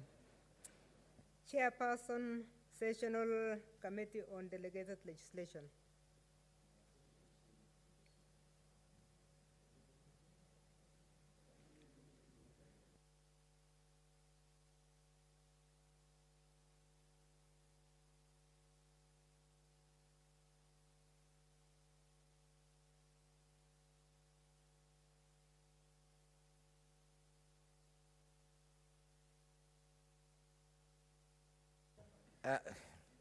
Thank you, Madam Speaker. I can see my junior, Senator Grace, is excited with the report. Madam Speaker, I beg to move that the Senate adopts the report of the Sessional Committee on Delegated Legislation on the Public Finance Management Equalization Fund Administration Regulations 2021, legal notice number 54 of 2021, laid on the table of the Senate on Tuesday, 28th of September, 2021, and pursuant to Section 205, subsection 4 of the Public Finance Management Act, approves the Public Finance Management Equalization Fund Administration Regulations 2021 as contained in legal notice number 54 of 2021. Madam Speaker, the Public Finance Management Equalization and Fund Administration Regulations 2021 were published by the Cabinet Secretary in charge of the National Treasury on 29th of April 2021, pursuant to Section 205, subsection 1 of the Public Finance Management Act 2012. The regulations were submitted to the Senate by the Cabinet Secretary, National Treasury, on the 19th of August 2021, pursuant to Section 11, subsection 1 of the Statutory Instruments Act 2013, and tabled before the Senate by the Senate Majority Leader on the 7th of September 2021. After tabling, Madam Speaker, they were subsequently committed to the Senate Sessional Committee on Delegated Legislation. In a nutshell, the regulations are intended to be applied to provide guidance on the administration and management of the Equalization Fund. Madam Speaker, these regulations were first brought to the committee through the National Assembly by way of concurrence. However, the committee declined to consider them because they had not been tabled before the Senate. Before I delve into the content of the regulations, allow me to give a brief background as to why the regulations were published. The regulations seek to give guidance on the administration and management of the Equalization Fund, whose operations were halted by a court order issued on the 5th of November 2019 in petition number 292 of 2016. The court disbanded the Equalization Fund Fund Advisory Board and halted any further expenditure from the fund. Other orders issued by the court included that the Equalization Fund, being for the benefit of marginalized counties, can only be disbursed by the national government through the respective and affected county governments, and in accordance with the recommendations made by the Commission of Revenue Allocation as approved by Parliament. 2, the guidelines on administration of the Equalization Fund published on 13th of March 2015 in the Kenya Gazette were unconstitutional, null and void for violating Articles 1, Sub-Article 4, Article 2, Sub-Article 1, Article 6, 10, 174, 201, 204, and 216 of the Constitution, and Section 12 and 18 of the Public Finance Management Act. The National Treasury was given 6 months from the date of the judgment, and in consultation with all relevant stakeholders, to prepare an appropriate policy and a statutory instrument on the administration of the Equalization Fund that is compliant with the recommendations made by the Commission on Revenue Allocation as approved by Parliament, and the objectives of the Equalization Fund and devolution are set out in the Constitution. It is because of these orders, Madam Speaker, that the National Treasury had to go back to the drawing board and come up with the new regulations. It is important to note that since the court order, the funds have not been withdrawn, and as such, there are stalled projects within the counties and completed projects for which payments have not been effected to date. It will also be important to bring to the attention of members that Article 204, Sub-Article 6 of the Constitution envisages that the Equalization Fund shall lapse after 20 years. It has a sunset clause of 20 years after the enactment of the Constitution, unless this term is extended by legislation. In terms of identification and of marginalized areas, the marginalization policy is the guiding policy. Upon the lapse of the first policy, the second generation marginalization policy for identifying marginalized areas was launched on the 22nd of June 2018 by the Commission for Revenue Allocation. The policy focuses on sublocations distributed across the country in 34 counties relative to the 14 counties recommended in the first policy.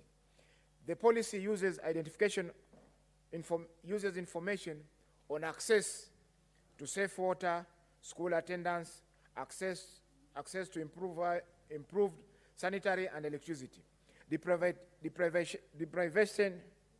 Deprivation index was used to rank 7,131 areas mapped into 34 counties and 107 constituencies, from the most deprived to the least deprived. Details of these areas are annexed to our report as annexure number 2, and members can get details from there. Madam Speaker, the scrutiny of the regulations. Let me now move to the scrutiny by the committee. In scrutinizing the regulations, the committee met the National Treasury, Council of Governors, CRA, Control of Budget, Council Assemblies Forum, and received written submission from the Central Bank of Kenya. The key stakeholders had been consulted at the drafting stage of the regulations, but still had several concerns on the published regulations that were needed to be addressed before effective implementation. However, the National Treasury informed the committee that the concerns brought before the committee by the stakeholders were different from those which had earlier been raised during consultations with the National Treasury. But in order to fast-track the implementation of the regulation, the National Treasury gave an undertaking that the necessary amendments would be made to the regulation within 6 months after approval by Parliament. Madam Speaker, in our deliberations as a committee, we considered that the issues that had been raised were not of a fundamental nature to stop us from approving the regulation. The National Assembly had considered the regulations and approved the regulations on the 7th July and subsequently sent a message to the Senate on its resolution. In terms of content, I will only highlight a few paragraphs of the regulations. Membership of the board, which will oversee the implementation of the project, it is proposed to comprise of chairperson appointed by the CS, the PS National Treasury, the PS Devolution, and a nominee of the National Assembly from pastoralist community, one person nominated by the Senate, a nominee of the Council of Governors, the CEO, and 3 others nominated by organizations working in the beneficiary counties, and a special interest groups appointed by the Cabinet Secretary. B, the funds will be utilized as conditional grants to the affected counties in accordance with the Division of Revenue Act and County Allocation of Revenue Act for the respective financial year. All withdrawals from the fund shall be deposited into the respective spending counties account. The issue of the county grants bill shall be incorporated once it becomes law. Finally, in addition to the board at the national level, 3 administrative units are also proposed for establishment by the respective county commissioner in eligible counties. Namely, 1, the County Technical Committee, whose responsibility will be to approve all projects to be financed from the fund. It shall comprise of the county commissioners as chairperson, CEC member of finance, CDF managers, respective county assembly, representative from the county assembly, and the chairperson of the CDF and representative of the implementing sectors.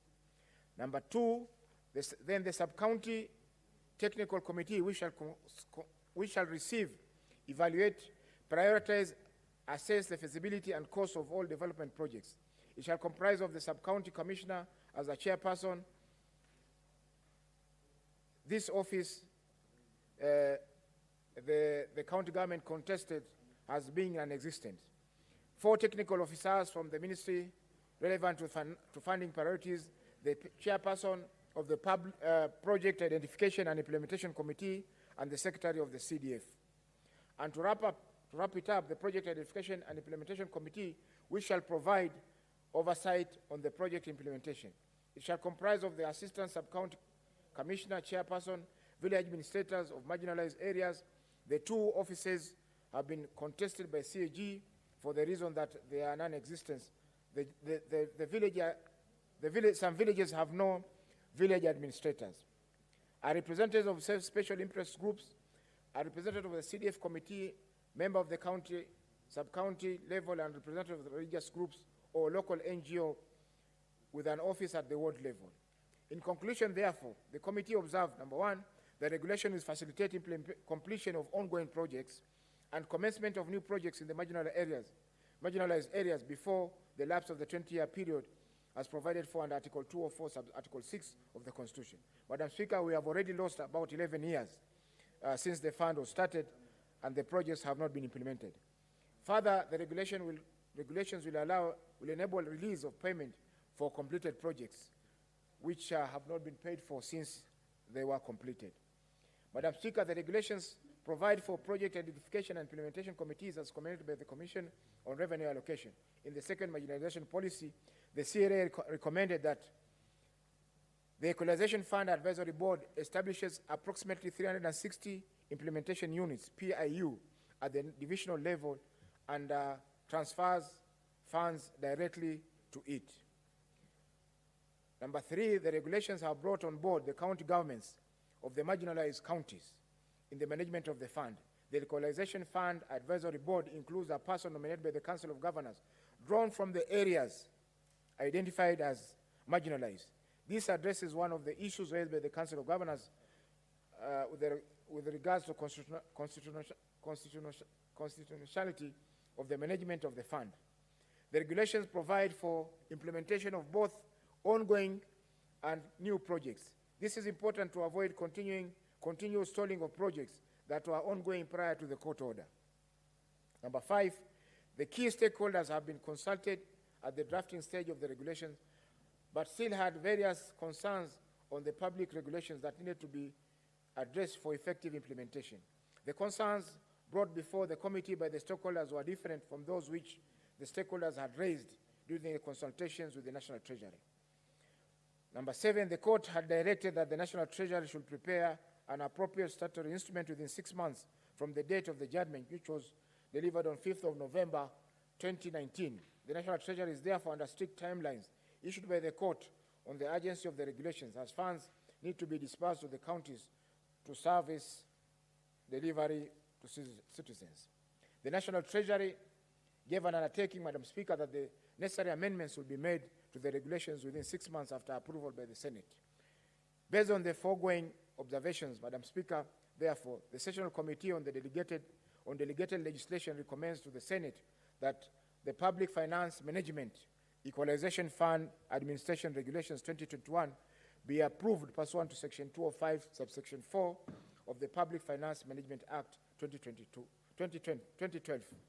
Madam Speaker, I thank you, and I ask the Senate Majority Leader, Senator Pogisho, who is a loyal member of my committee, to second. Thank you. Senator Pogisho. Madam Speaker, I'd like to second this motion. Madam Speaker, I am a member of this committee. Absolutely, I would wish to recommend to the House that we would take the shortest time and pass these regulations. This fund is long overdue. Madam Speaker, the recommendations and the report does not ask for funds. The funds already exist. The funds have just been kept for 11 years, not used. And the counties and the locations now under this second program, Madam Speaker, has expanded to more counties, and also that there is now available the rules, regulations for the operationalization of this fund. And so, Madam Speaker, I really want to ask my colleagues that because it is urgent and because so many counties have waited for that long, and the period left to conclude, which is the sunset clauses, which is 20 years, is now so short, Madam Speaker. Already 11 years gone and only 9 left, and the uptake on this requires that, of course, we do it in the next 9 years. Madam Speaker, I just want to ask that we pass them and let us move on to the next level, the next stage of making sure that the funds are released and that the counties that benefit and the people who benefit from this begin to benefit. Madam Speaker, the sense of this fund, equalization, has really been crafted in a way as to give meaning, which is understood by all of us, that so many of our counties and even locations and sub-locations have been already measured and found to be the most affected. And Madam Speaker, those those locations, those places have been given in the report, and all of us will see that, where the monies are going. And I hope that you can see that the way it's going to go now is going to be direct to those places. And so there's very few chances that the funds will be diverted to do anything else. And so it is very important that we accept that, the report. I was in this committee, Madam Speaker. The most comprehensive public participation was undertaken, and the agreement on all the stakeholders agreed that this is the time and the way to go. And so I'd like to support, I'd like to second. Madam Speaker, if my colleagues can agree, we don't take too long on this, and let us pass the regulations and let this go to the next stage, which is going to the benefit of all these who have been underprivileged and marginalized communities. Madam Speaker, I beg to second. Thank you.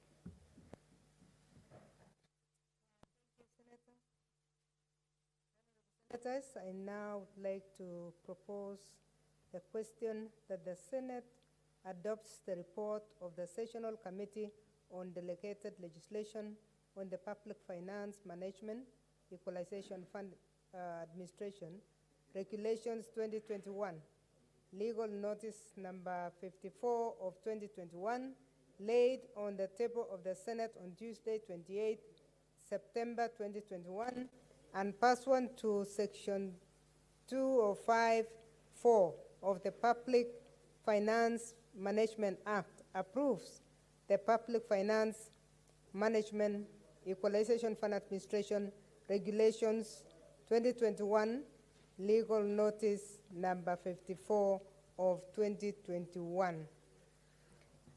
Senator Sakaja Johnson, other.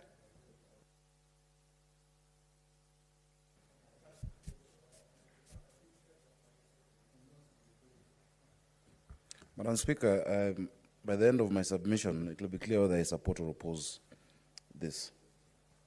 And I'd like to go straight into it. Of course, Madam Speaker, we appreciate that it's been many years. Article 204 provides for the Equalization Fund, of course, to bring up to speed to the general level enjoyed by the rest of the country, areas that have lagged behind in certain areas, basic services like water, roads, health facilities, and electricity. Madam Speaker, initially I remember when the first marginalization policy was done, there was hue and cry because the law talks about marginalized areas. It doesn't say marginalized counties or constituencies. And so the area could be, across. And indeed, it made sense, Madam Speaker, to move beyond just limiting it to counties, because if you look at the criteria or the indices we have from the Bureau of Statistics, there are areas, some counties, the areas in which the depth of the poverty or deprivation is diluted by the areas of abundance. And that is why, you'll find maybe, some of these areas that have been listed in the second marginalization policy would not have made it earlier, because the general Human Development Index rating of the county, the average, then negates the depth of the poverty that is there. And so this made a lot of sense. And then secondly, Madam Speaker, an intervention to sort out one of these four things in a county. For instance, the issue might be water in Taita Taveta. Maybe the intervention to sort out the water in Taita Taveta does not need a project in Taita Taveta. A project upstream in makwiny might be the solution to solve their water there. And that is why there's merit as well for the national government to be the one implementing this marginalization policy.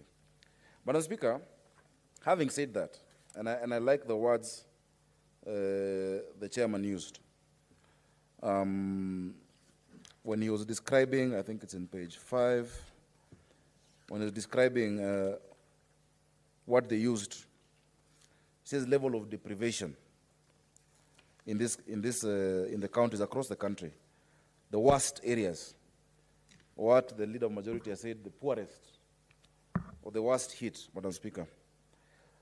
Madam Speaker, it talks about level of sanitation, road networks, electricity, It talks about health facilities and the access to that. Madam Speaker, the reason I oppose this report, in fact, let me just quote. This is page 12. It says the policy focuses on sublocations, which is good, and which is the argument we did in the last parliament. Distributed across the country, now it ends up in 34 counties relative to the 14 counties recommended in the first policy. The policy uses information on access to safe water, school attendance, access to improved sanitation, and electricity. Deprivation index, Madam Speaker. Madam Speaker, I challenge anyone in this house to show me a place with worse sanitation than Mathare. Okay, Michael. Madam Speaker, where people are walking on open sewers in Korogosho, Mukuru kwa Njenga, Mukuru kwa Ruben. Madam Speaker, flying toilets in Kibera, Gatwekera, Lindi. Madam Speaker, many times people imagine that Nairobi is well to do because of these areas where we're sitting in now. But Madam Speaker, I promise you, in fact, if the chairman wants us to take a walk now, it will not take us 10 minutes to see people living in sewers. That is sanitation. Which area would be worse than that, Madam Speaker? Access to health care. Madam Speaker, there are 2.5 million people living in 200 informal settlements and slums in Nairobi County, 60% of the population, occupying only 6% of the land. How can you have a deprivation policy or marginalization policy that does not mention even one sublocation of Nairobi County? Many times urban poverty bites worse, it's harder, it's more difficult than rural poverty. If you have no money in Nairobi, you will not get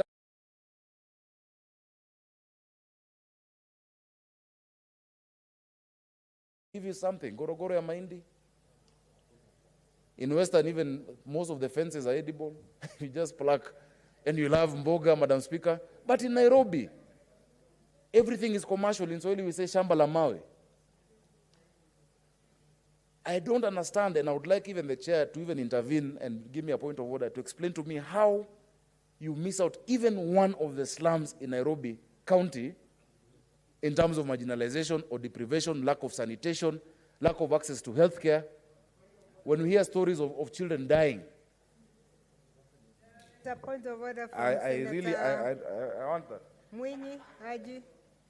Speaker, these are Equalization Fund administration rules. They are not the ones that identify the marginalized areas. We have not done the exercise of identification of the marginalized areas. That task is being undertaken by the Commission for Revenue Allocation. It is not the task of this committee to identify the marginalized areas. These regulations, if you look at the regulations, they don't talk of the marginalized areas. There is talking of how the fund is going to be applied to benefit the marginalized areas. It is not talking of identification of the marginalized areas. Thank you, Madam Speaker.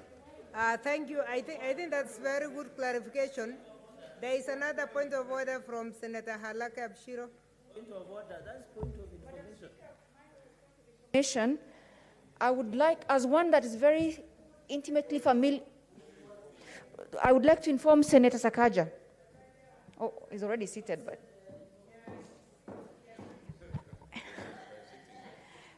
Madam Speaker, thank you. As one that's very familiar with needs assessments, I'd like to inform Senator Sakaja that it's not true that urban poverty is worse than rural poverty. In fact, urban poverty has better chances of one getting some work from the industries, from the homes, from the affluence of the city than actually is rural poverty. With rural poverty, there are places like in northern Kenya, even in Isiolo, for instance, where you, in any direction, 150 kilometers in any direction, there's bareness. And so it's not true. It's a scientific fact, and I can produce it. So please, let's not mislead. Thank you.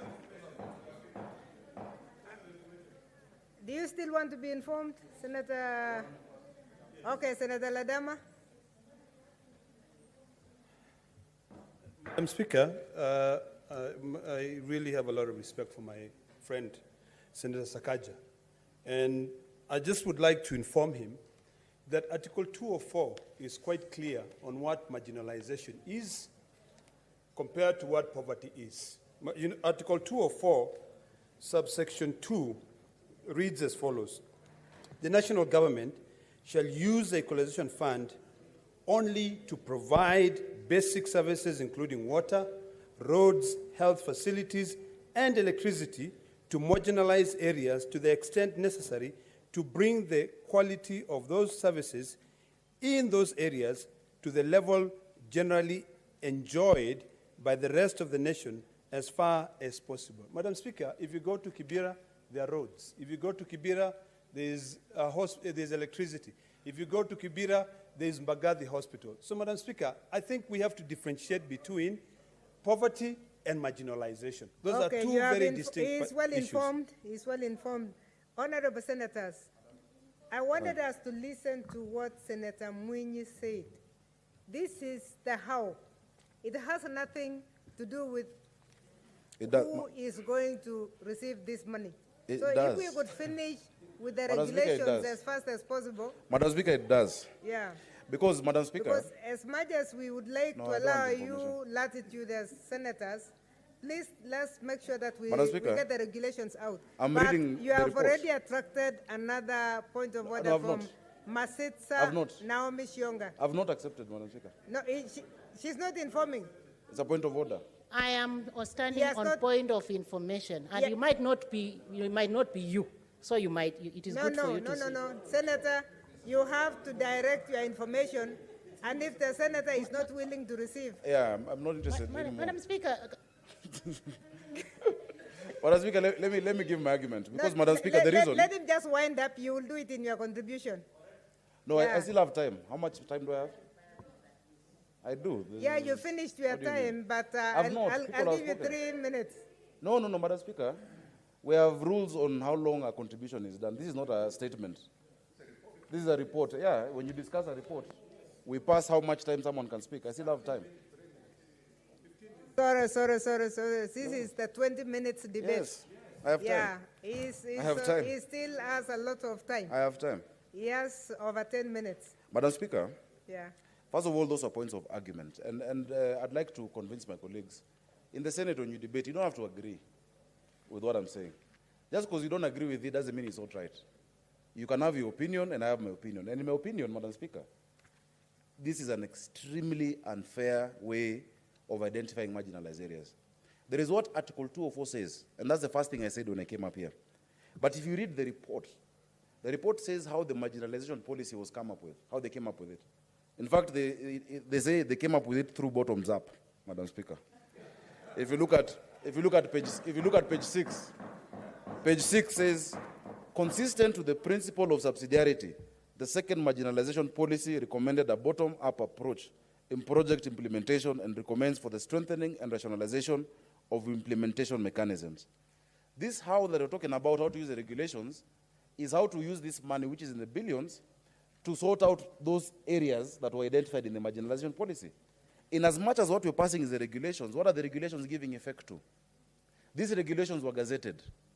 Even before the regulations, the marginalization policy was gazetted. If the marginalization policy is gazetted, it must come to the Committee on Delegated Legislation. You cannot say that because we're not talking about the marginalization policy, we're just talking about the regulations to implement a bad thing, that you didn't look at the marginalization policy. I think that's actually abdication of work. The committee should actually question, what is this? We're doing regulations to implement what? Yes. Madam Speaker, that is the work of the committee.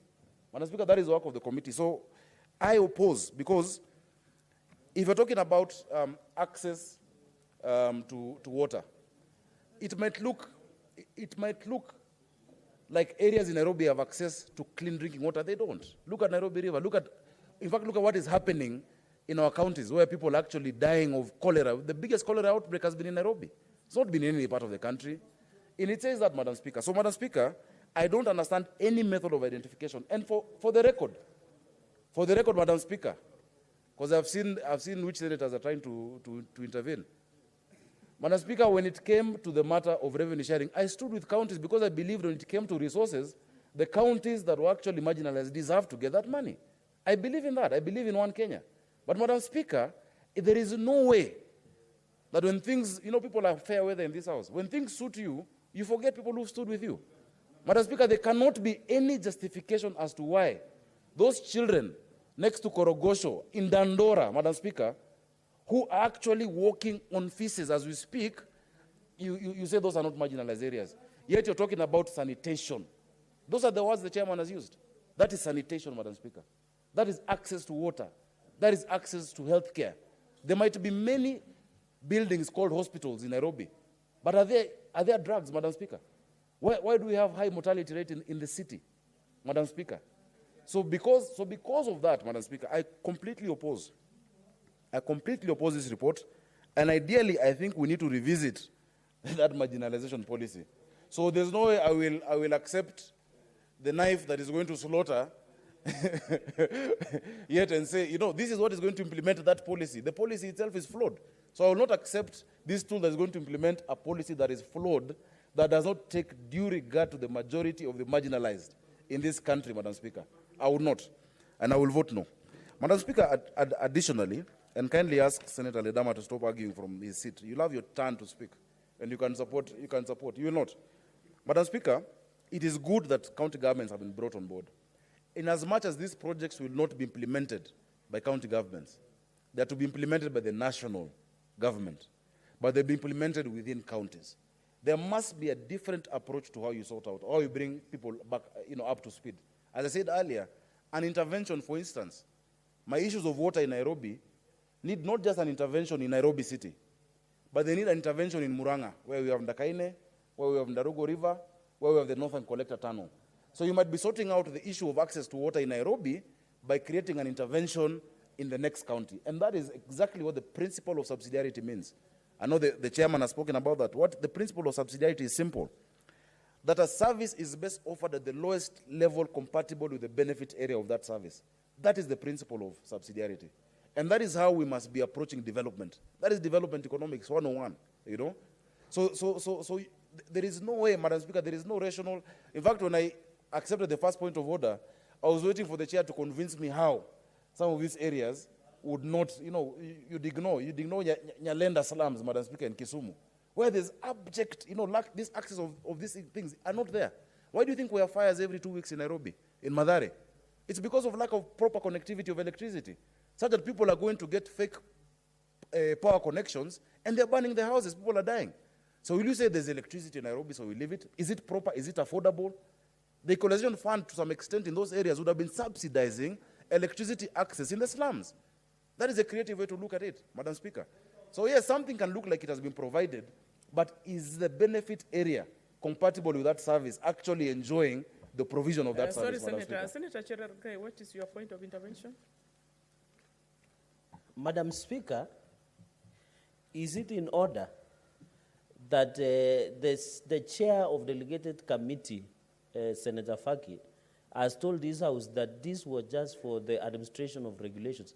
It was not an identification of marginalized areas. And I've seen the report, the marginalized areas have already been identified.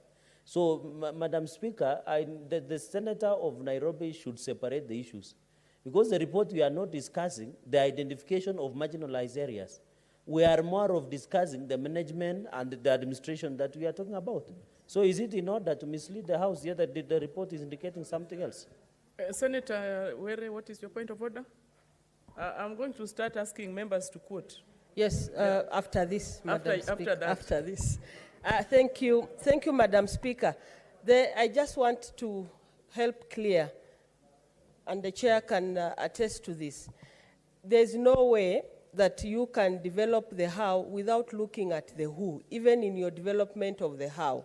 So if you're saying that this fund will be administered in this way, to who? So eventually, the who is intermingled with the how. You cannot separate those two. So we can't say that these regulations are not discussing who is receiving the equalization fund. It's only talking about the how. You can't discuss the how without quoting intrinsically the who. Thank you, Madam Speaker. Senator Sakaja. Thank you. I want to thank my sister because she sees the point. There is no way, Madam Speaker, I can support the implementation of something that I see as completely unfair. because that is what the regulations are giving to effect the implementation of the marginalization policy. How do you support that and tell your people of Nairobi that you're actually taking care of their interests? Those are the interests of my people. My people, I cannot explain consciously to the people in Mukuru kwa Ruben why a policy to help people get water has been passed and Nairobi has been left out, yet they deserve that, Madam Speaker. So, Madam Speaker, you know, everybody will have a chance. Even if mine is a single vote, no, it'll still pass. But my point must be heard, Madam Speaker. So I'd urge, when members make interventions, you actually have a much standing order. What is out of order? A point of argument is not a point of order. When you rise on a point of order, you say this is what is out of order in terms of the rules of debate, in terms of the way the person is moving, or if they said something unparliamentary, Madam Speaker. Madam Speaker, allow me to go on. If you look at clause, what is this? 22. Clause 22.3.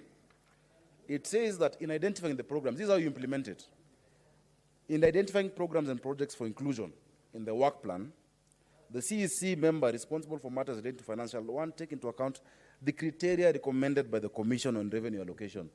That is what already we have a problem with. So if you allow this to pass, then they'll be implementing that which is patently unfair for the majority of the people of Kenya. Number two, the costing of the projects, the recommendations by CRA, and guidelines issued by the board. Madam Speaker, additionally, nothing constrains or restricts the implementation to what has been recommended by the CRA. In fact, if the Senate was creative, in many respects, Madam Speaker, this Senate, because it's a house of equalization, could have designed even a better matrix on how we implement the Equalization Fund. Otherwise, it will stay for years without going into implementation.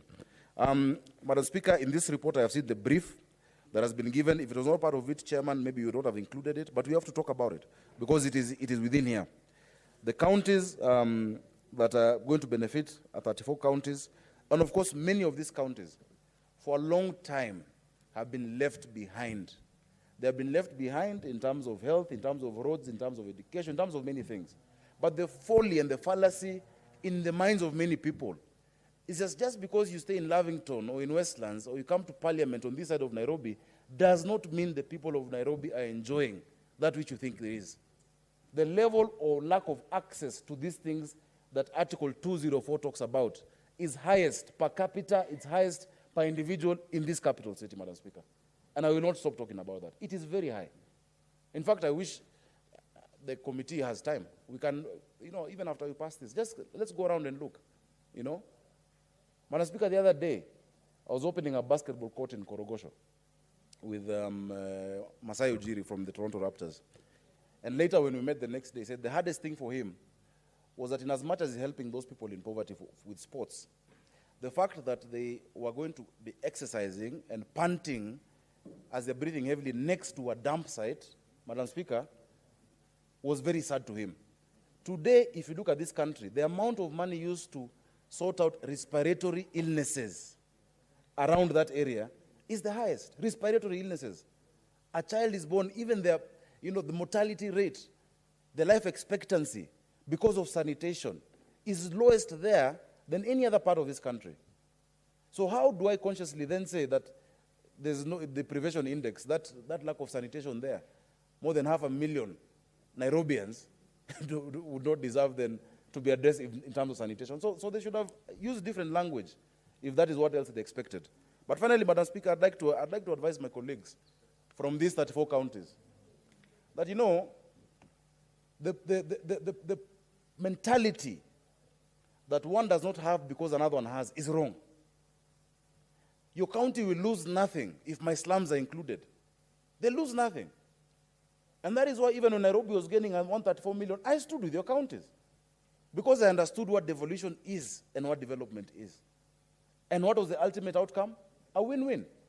Nairobi was to gain 100 million. I refused. We gained 3.3 billion because we could look at the interests of the whole country. So, Madam Speaker, when I talk about the people of Mukuru, when I talk about the people of Korogosho, of Kibera, of Kawangware, I'm not talking against the people of your counties. And I think that is the attitude the Senate needs to have. A candle does not lose its light by lighting another candle. In fact, in that process, it burns brighter, Senator Ledama. It burns brighter. So in as much as these 34 counties deserve it. Yeah.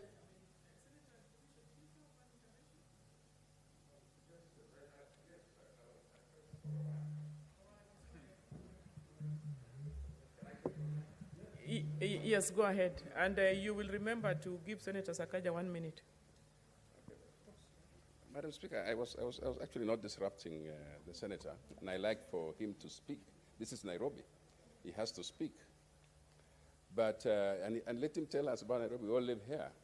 But the one thing I wanted to remind our colleague as information is that we all did public participation on this matter. The Senate was invited by CRA. If that was the point at which we could have actually differed or increased whatever it is. So the formula, we approved all of us. The second policy. So I just need for him to know that this is nothing new. We just have forgotten it. Senator Sakaja, you can finalize. Speaker, I always assumed the leader majority knows his troops. He knows who knows what happens. Just because something passed which I opposed before doesn't mean I accept it now. If it was unfair then, it is still unfair now. And I still don't believe in it. It is completely wrong. There is no way you can, instead of saying it was passed, just explain to me how you tell Mama Kinyi that it is okay for you to be on Siwa, yet we are dealing with sanitation in this policy. You cannot. So, Madam Speaker, that is my point. And I believe firmly on that point. So, Madam Speaker, in as much as I believe this country, you cannot have a first-class country with a second-class citizen. Every Kenyan who has been deprived the access of these things across the country deserves it. From Hambaswein to Kuria to all the counties that are covered in here. But so do the poor, the urban poor in Nairobi County, in Kisumu County, in Mombasa County, in Nakuru County. Because those urban poor also have not been able to access these things for the last 50 years. Thank you, Madam Speaker. I oppose. Senator Olekina.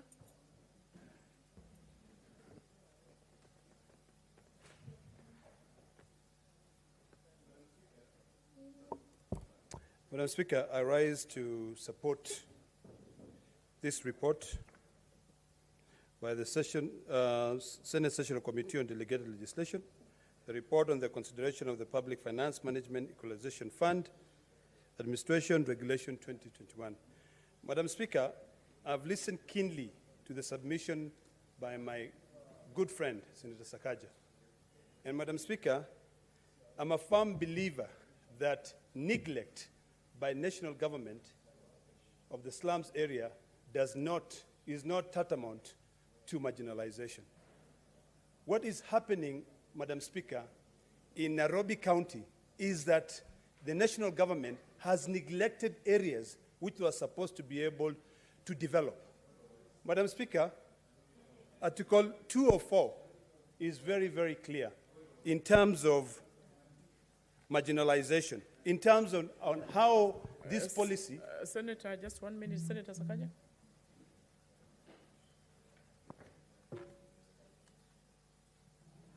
Madam Speaker, it takes two to tango, so I will do what they've done. Madam Speaker, is it in order for Senator Ledama to mislead this House that there's a difference between neglect in what I'm talking about, that the national government and the county government have neglected Nairobi, but what we're dealing about in equalization is different.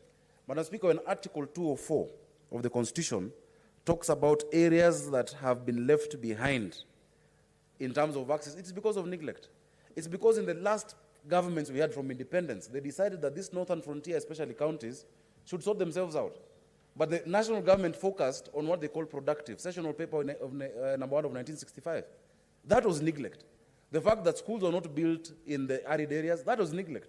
The fact that water was not there, electricity, that was neglect. So the neglect people of Nairobi have gone through as well is the same as the neglect that has made sure Marsabit County does not have access to services as Narok County, for instance, or any other county, Madam Speaker. So is it in order to mislead the House that there's a difference on what the poor of Nairobi have gone through compared to what the poor of Garissa have gone through, Madam Speaker? Senator, are you in order? Speaker, I believe I'm definitely in order, because I think Article 204 is quite clear. And anyone who can read it can be able to differentiate between poverty and marginalization.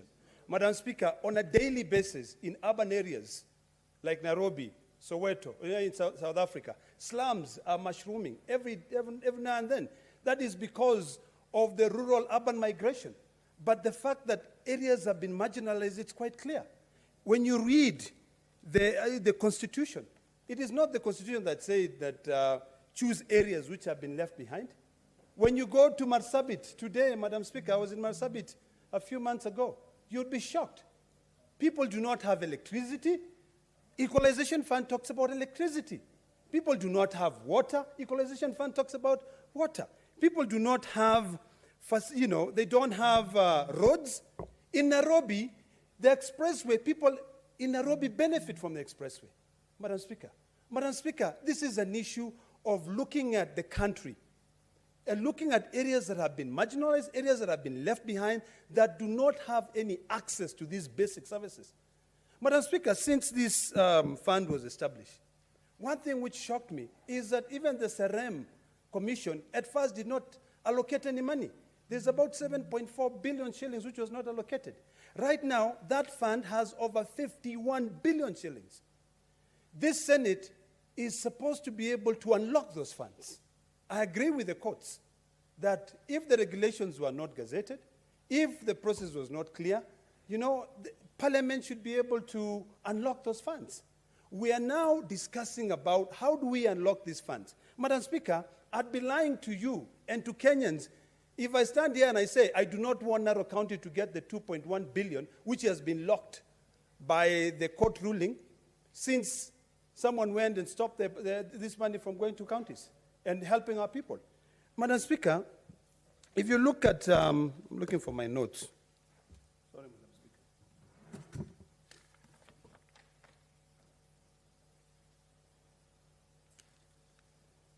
Madam Speaker, I'm sorry, I was just a bit rattled because I know how painful this is.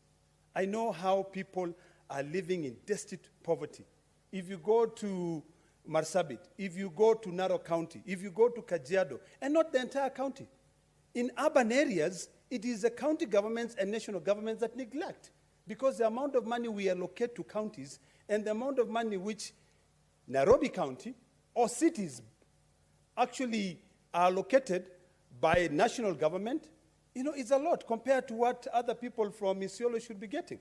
So, Madam Speaker, I really would like to beseech each one of us here to approve these regulations so that, number one, those projects which were carried out by Kenyans and were not paid for can be paid. Madam Speaker, if you look at the figures, number one, Narok County was supposed to receive about 760 million during the first policy. That money, not all the full amount was utilized in Narok County. And if that money was utilized, those people who carried out, those people who built hospitals, those people who sank boreholes, those people who built roads, they were never paid. These are Kenyans. They are business people who are trying to win tenders so that they can proceed. Number two, the second policy, Madam Speaker, was supposed to give Narok County about 1 billion shillings. I'll be happy if a child in Mosiro has electricity. I'll be happy if a child in Mosiro has access to drinking water. But that child is not having access to that drinking water because we are now trying to differentiate between poverty and marginalization. No, I don't subscribe to the school of thought that people should be poor. But if you live in a slum area, it is the national government and the county government which should be ensuring that you've got those basic services. Madam Speaker, if you get on the road now and you go to some parts in Kajiado County, Kajiado West, a place which is supposed to take you 2 hours, it will take you 8 hours. Those people are marginalized. They have no access to anything. So should we be arguing here and say that a city like Nairobi, for instance, Madam Speaker, which in the last 1 year, there have been about 6 or 7 new hospitals that have been opened by the president at night. Those people can be able to go to those hospitals. Did we send money? Did we allocate any money for those hospitals to be built? No. And that is why the framers of the Constitution really thought about those people who may not have that influence, who may not have an influence to be able to win a tender. That money is set aside for them so that they can be able to get those services. When I read this Constitution, I'm happy that it talks about delegations, 24 delegations to be able to approve this. I want to speak to all the senators, and I want to beseech my good friend Sakaja. that, yes, I hear you and I feel your pain. I feel the pain of Mama Mboga. I feel the pain of a child who wakes up every single morning in flying toilets. But I also want you to feel the pain of a young woman who lives somewhere down in Kitui where no access to roads, has got to go to school, no water. You know, every single day, Madam Speaker, we are called upon by our citizens to build water pans for them. We don't have any money allocated to us as senators. But you end up selling your cows so that you can put up a water pan for people in Kilgoris because they are marginalized, number one, and also because they have somehow, the shareable revenue which has been given to Narok County is not enough to be able to build water pans everywhere, because when you go to the second policy on marginalization, that small community would have gotten a water pan or a dispensary. Madam Speaker, if you look at even the Ministry of Health policy, in terms of where a dispensary should be built, you'd be shocked. You have to have about 10,000 people, 5,000 people for you to have a level 1 hospital. Where are you going to get those people in Mosiro? Where are you going to get those people in Dukamoja? In all those sides of Narosura? You can't. So, Madam Speaker, I think it's about time that instead of us behaving like we should be setting up a sinking fund or putting money where it does not even earn interest, for us to unlock these funds, to support those people for 3 reasons. One, those people who worked.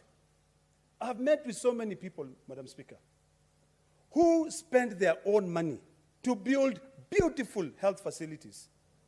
They're like white big elephants projects now. And they were never paid anything. I left with a lady came to see me in my home the other day and said, please, Senator, I request that I took a loan. Please go and approve those regulations so that I can be paid my money. What is the point of us setting aside money as per the Constitution? 20 years since 2011 will soon lapse. And then what happens? Those people who put all their money in projects for the national government do not get paid? What is the point of us saying we have a constitution which is a living document that says set money aside to develop these areas, but then we continue bickering here and arguing, and then those people don't benefit?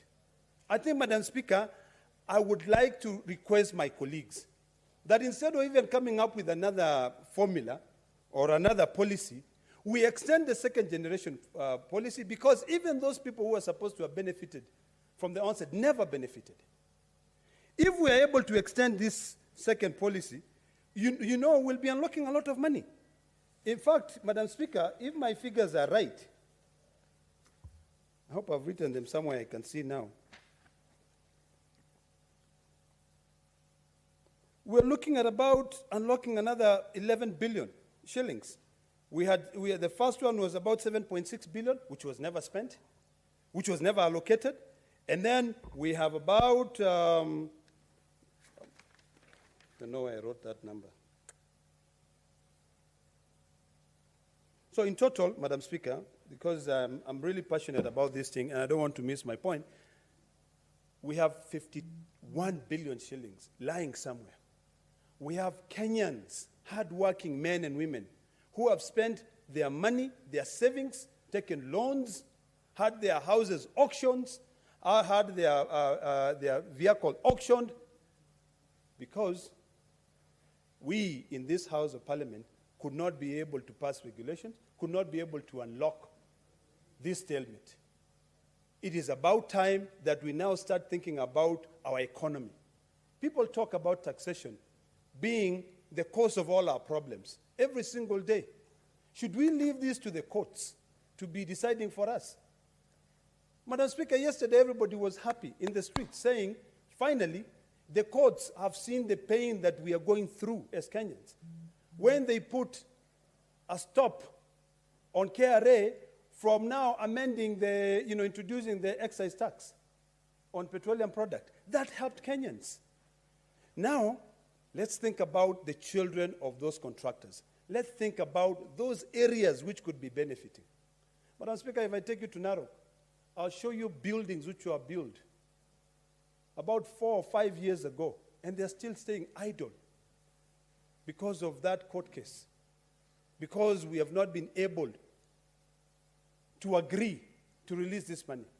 I know last year Sakaja did a fantastic job, and I really, Senator Sakaja, the distinguished Senator Sakaja, originally from Narok, but lives in, in Nairobi, but also has got some roots in where? In Western Kenya. He came into the rescue of counties like my county, which was losing about 1.5 billion. And now, I can say thank you, my brother Sakaja. But I want you to put yourself in the position of that small child that you supported that time, or a child who you supported who is in Wajir County, who has got no hope of tomorrow, and release this money for them to be given that money. And I'm not saying that you are not concerned about that child in Wajir. Let me just finish. There's no point of What's your point order. of order, Senator Sakaja, and start by quotation? Madam Speaker. You advised me, now I'm advising you. Sorry? You advised me to be insisting on... Yes. Yes, now you can take the cue. I will give you the standing order 72, Madam Speaker. That's good. Please give me a copy.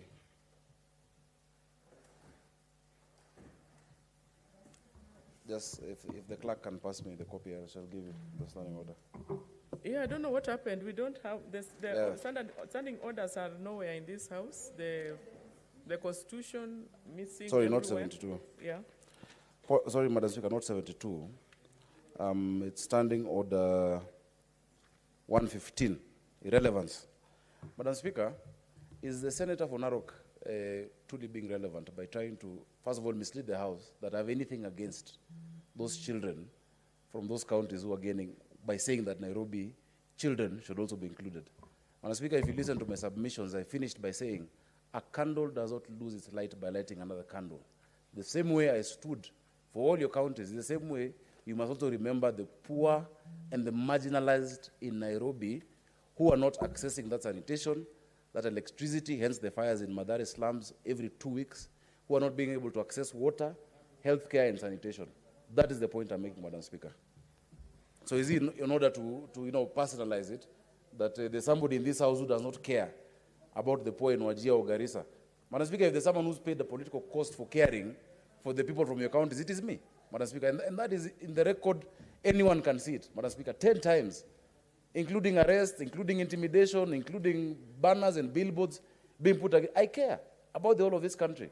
But it also means I care as well for my people in Nairobi, Madam Speaker. Senator Olekina, I hope you've noted the concern of Yes. Senator Sakaja. Yes, Madam Speaker, I've surely noted the concerns of my good friend, Senator Sakaja.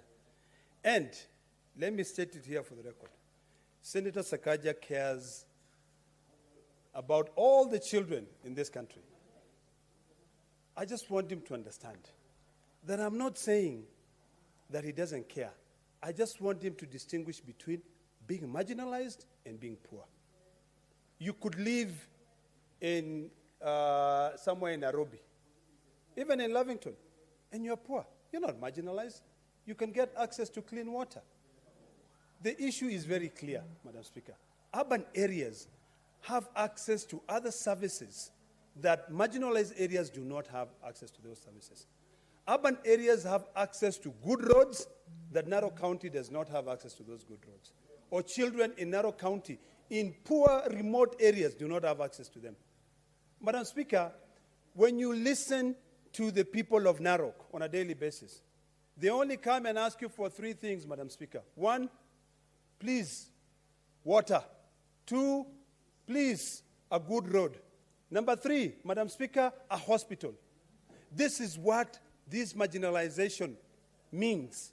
This is what the framers of the Constitution had in mind when they set aside a percentage of all the money appropriated on each financial year to be used for equalization, to allow these areas which were historically left behind to be able to slowly catch up. I'll be happy, Madam Speaker, if one day I have 3 roads to get to Narok, so that I don't get stuck at the escarpment and spend 2 days there because there's only 1 road to Narok.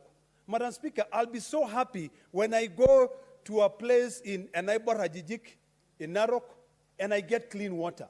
I'll be so happy, Madam Speaker, if I stop my frequent visits to the PS Energy to request him to give electricity to people of Nasamblai, because there's no electricity. I'll be so happy, Madam Speaker, if I stop my frequent visits to REA to request them to take electricity to Kilgoris, because we'll be able to do. If you live in Nairobi, Madam Speaker, if you bring a child from those areas to Nairobi, they'll think they're in heaven. Because everything here is different. Okay? You know? And when it comes to the issue of Dandora, and I know my friend, I only have 2 more minutes to go. So let me finish. You know? But if he has a point of order, Madam Speaker, should I continue? Yeah, exactly. Let me try to finalize it, Madam Speaker. Madam Speaker, there is 7.6 billion which was not allocated. I hope that I can convince Sakaja, Senator Sakaja, the distinguished senator, to agree to approve and support these regulations. Senator Faki has done a fantastic job. Just 2 weeks ago, he brought in another report which was very good, that is saving this country. Number 2, there is 12.4 billion which was allocated. Only about 900 of that million was spent. The other is money which is spending bills. And now, out of that, if you deduct the 20 billion, there is about 30-something billion which is just lying idle. Senator Sakaja, what's your point of order? Madam Speaker, is the Senator for Narok in order to keep misleading the House in defining what marginalized is? Madam Speaker, this statement of marginalization is not poverty. Poverty is a result of marginalization. That's what poverty is. The dictionary defines marginalized: a person or group or concept treated as insignificant or peripheral. Those people who've been living in abject poverty in the slums of Nairobi have been treated as insignificant or peripheral. But beyond the dictionary, the Constitution defines what marginalized is. And it says, Madam Speaker, in Article 260, that marginalized group, in fact, it starts with marginalized community, yeah? It talks about, 1, the community that because of its size or for any other reason has been unable to fully participate in the integrated social and economic life of this country. There are many of those in Nairobi, including the Nubians in Kibra, many. The Oromos in Kiamaiko and the Boranas, those are also marginalized. Number 2, a traditional community, and Senator Wako knows them. I was with them just last week. They're marginalized. They have never been, brought up to speed. Number 2 is a traditional community that, out of a need of desire, preserved its unique culture. But marginalized a group, Madam Speaker, says about a group of people who, because of laws or practices before on, or after the effective date, were or are disadvantaged by discrimination on one or more of those grounds.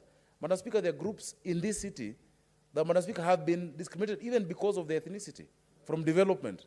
It is there. Madam Speaker, if you go to Kibra, many successive governments in this country have ignored those people because of being politically incorrect. They're also marginalized. If you go to, and you know what I'm talking about. So please, let us, it is not a race to the bottom, Madam Speaker. We're not trying to see whose poverty is worse. I'm saying Nairobi must be included. I'm not saying Narok should be removed. So why do you have a problem with Nairobi? When I say Nairobi should be added, what do you have a problem with Nairobi? I think and my vote, Madam Speaker, is only one vote. The point is not the regulations will be passed. You'll have 24 votes. You'll pass it, but I'll vote no. So don't try to convince me. Talk to other senators, not Sakaja. Yeah, Senator, I think I would, no, there's no problem. If your time is eaten, it will be given to you. But I would like to advise, Senator, all of us, that whichever way of the coin that you are supporting, just try your best to galvanize enough members to reject or to accept the report. That would help us. But let us give members time to debate. Senator Olekina, kindly finish. I think now you have only 1 minute, if not half. I have 5 minutes, Madam Speaker. I've been stopped 5 times. No, you see, how many minutes? You have the yellow light. Okay. But, Madam Speaker, I'll try to, I have a lot of respect for Senator Sakaja, but I think Senator Sakaja, because he asked if I was in order to continue misleading this House, there's a difference between marginalized poor and marginalized and poverty. You know, even when you read the dictionary, it is very clear. You could be living, I'm not saying people who live in Narok I'm not saying that people who live in Narok are poor, but they are marginalized. They are capable of making a good living if the state, which they pay taxes for, and the Constitution has set money aside for them to have good roads and access to clean water, they are provided. Okay, so Madam Speaker, and I'll take that. If I don't have to change your mind, but the facts are stubborn. The issue is, what we are doing is that we are dilly-dallying. It's about time for us to continue being progressive. And the only time that we can become progressive, Madam Speaker, is if we have a sunset clause and we act towards making sure that whatever has a sunset clause, it does not lapse when we do not actualize what the framers of the Constitution had in mind. Madam Speaker, I want to finalize by saying this. I'm very happy with the work being done by the Delegated Legislation Committee because they are making sure that all these regulations, and there are so many of them, which will have to come here to this House, they are scrutinized. We make sure that every policy that comes here, we scrutinize. Now, let us go and unlock this money. I want to beseech all the senators, not only from the marginalized counties, but all senators, just the way we stood together and we showed this country that we care for them. We unlock these funds. Because even if you live in Nairobi, your grandmother or your mother lives in the rural area, you can get access to clean water here, but your mother does not get access to clean water. Your mother has got no access to a good road. You know, sometimes when you go and see your mother, Madam Speaker, she'll give you potatoes, she'll give you maize, green beans, you know, but she'll only have to wait to give you when you go there. She wants to be able to give you those, you know, to send you by road at any given times. I think the national government and the county government should stop neglecting slums. You know, I know just a few years ago, Nairobi County was given a lot of money to upgrade Kibera slums.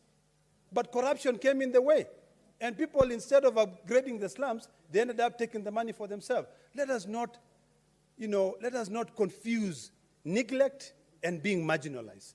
Our people are marginalized, and I think this is an opportunity for us to show this country that we care about every part of this country getting access to clean water, getting access to good hospitals, getting access to good roads, so that we can all develop and we can be able to live our dream. If there's anything like a Kenyan dream. Madam Speaker, I support. That was a good one. Senator Faria Haji. Thank you, Madam Speaker, for giving me this opportunity to speak to this report. Madam Speaker, from the onset, I want to thank His Excellency Uhuru Kenyatta for requesting us to pass this bill so that he can assent to it. He promised us when we did our visit last time to State House. So I am so grateful to our President. Madam Speaker, what I want to tell members is that the second formula of the equalization formula was passed in this House in June 2016. So for those who are here, the argument about who should have been in that list or who should not have been in that list should have happened at that time, Madam Speaker. But now that we are going to almost the third formula, the first formula was only 14 counties. Those were really marginalized, and they never benefited. The second one is 1,424 sublocations that were assessed now, that now should have benefited from this up to date. The 14 marginalized initially, it moved to 24 sublocation. So I want to encourage the other members who are not in this list. There's going to be another formula now, a third generation again, that will include, because some of these places, once this money is allocated, and let me give you the amounts, because I was hearing people arguing about 14, 11 there. What is allocated so far from the Equalization Fund is 2.8 billion. But we should have been allocated 21.8 billion. But we should have been allocated 29 billion. So still, even whatever that, according to the formula, in terms of the revenue that we generated, what we should have been set aside is 29.4 billion, but only 21.8 billion have been set aside.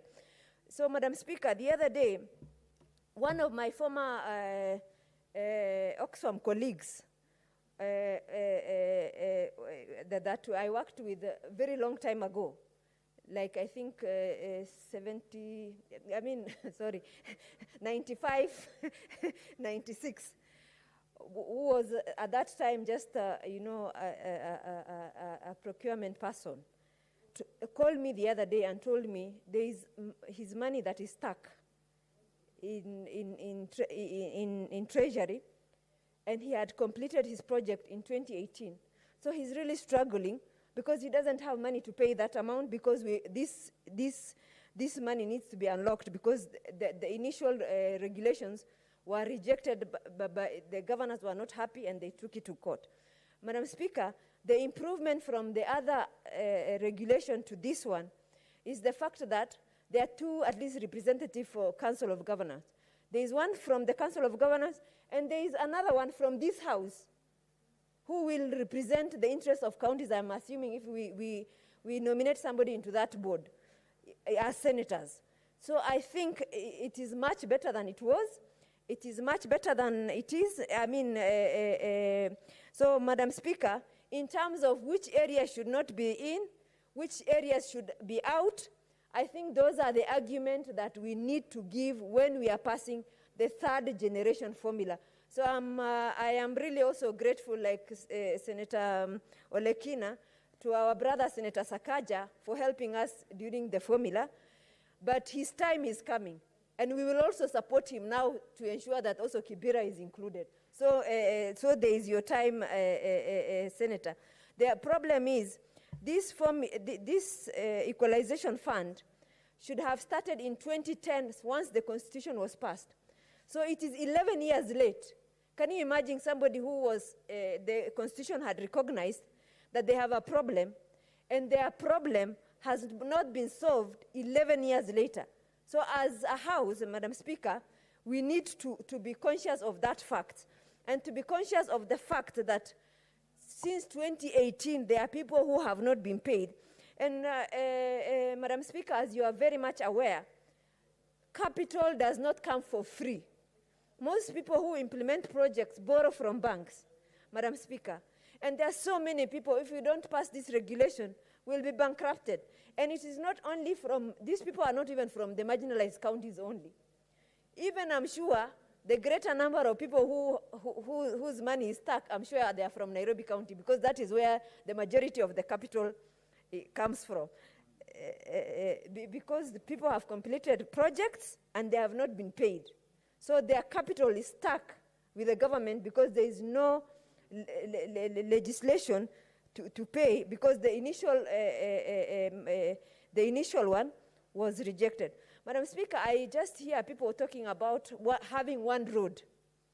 In Wajir, from Modogashe up to Wajir County, there is no, a good road that's Pitman level. Every time that it rains, people get stuck in Wajir County. From here to the students, with, the kind of insecurity we have in our place. Madam Speaker, there are certain basic services that are non-existent in some of these marginalized places, and the Constitution has identified them very clearly. One of them is roads, health, and electricity. Madam Speaker, as we speak, Wajir County, we have zones. You only get electricity for 3 hours because the generators we have are like 10, 20 years old, and they're diesel generators. Despite Wajir having an abundance of solar, but because there is no funds now to install things like solar electricity, we are still suffering for lack of electricity. Yet, we have a resource in abundance in terms of, solar. So, Madam Speaker, if these things were to be implemented, then, Madam Speaker, these places would come to pass. And then, Madam Speaker, These areas that are now marginalized, if the roads were fixed, if there is electricity, if there is health centers, if there are roads, they will get out of the marginalization bracket and other people will come in. And now those other places that have not been covered by the first generation, the first formula and the second formula of the marginalization fund, that is the initial 14 counties and the now 1424 sublocations, some of them will get out of that list. And as now the criteria is set, mapping is done, and then economics parameters are measured, then they will get out of that, and the new ones will come in, and then let us, when we are passing the next formula now, let us now look at it critically. But for the ones that, imagine this formula was passed, the second generation was passed in June 2016 in this house, and up to now, the areas that were impacted have not benefited from this. Madam Speaker, so I urge this House, Madam Speaker, to ensure that that we pass this, because the implementation of this, once we pass these regulations, the ongoing projects will be completed. There are so many incomplete projects. Capital money was invested. Some of them, because they were not paid, the project is halfway. The others, because they are not paid, even when the project is completed, they can't hand over because the government still owes them money. So I think let us allow this regulation to pass. I beseech my fellow senators to pass these regulations so that the rightful people who have been identified with clear criteria, with that knowledge, this House agreeing with the CRA, once they have identified using very clear criteria and parameters, they have been passed. So for the economic prosperity of this country, and so that we are also at par with each other, I think for me it is high time we pass these regulations. Of course, there are also issues like it has been the way our chair has mentioned, that there are certain things that needs to be rectified.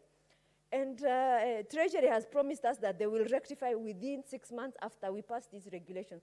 So there's few anomalies that were identified by the stakeholders, which were not even identified the first time when, during the consultations, new things that were identified, they also promised that they will rectify. So I think this is as good as it can get.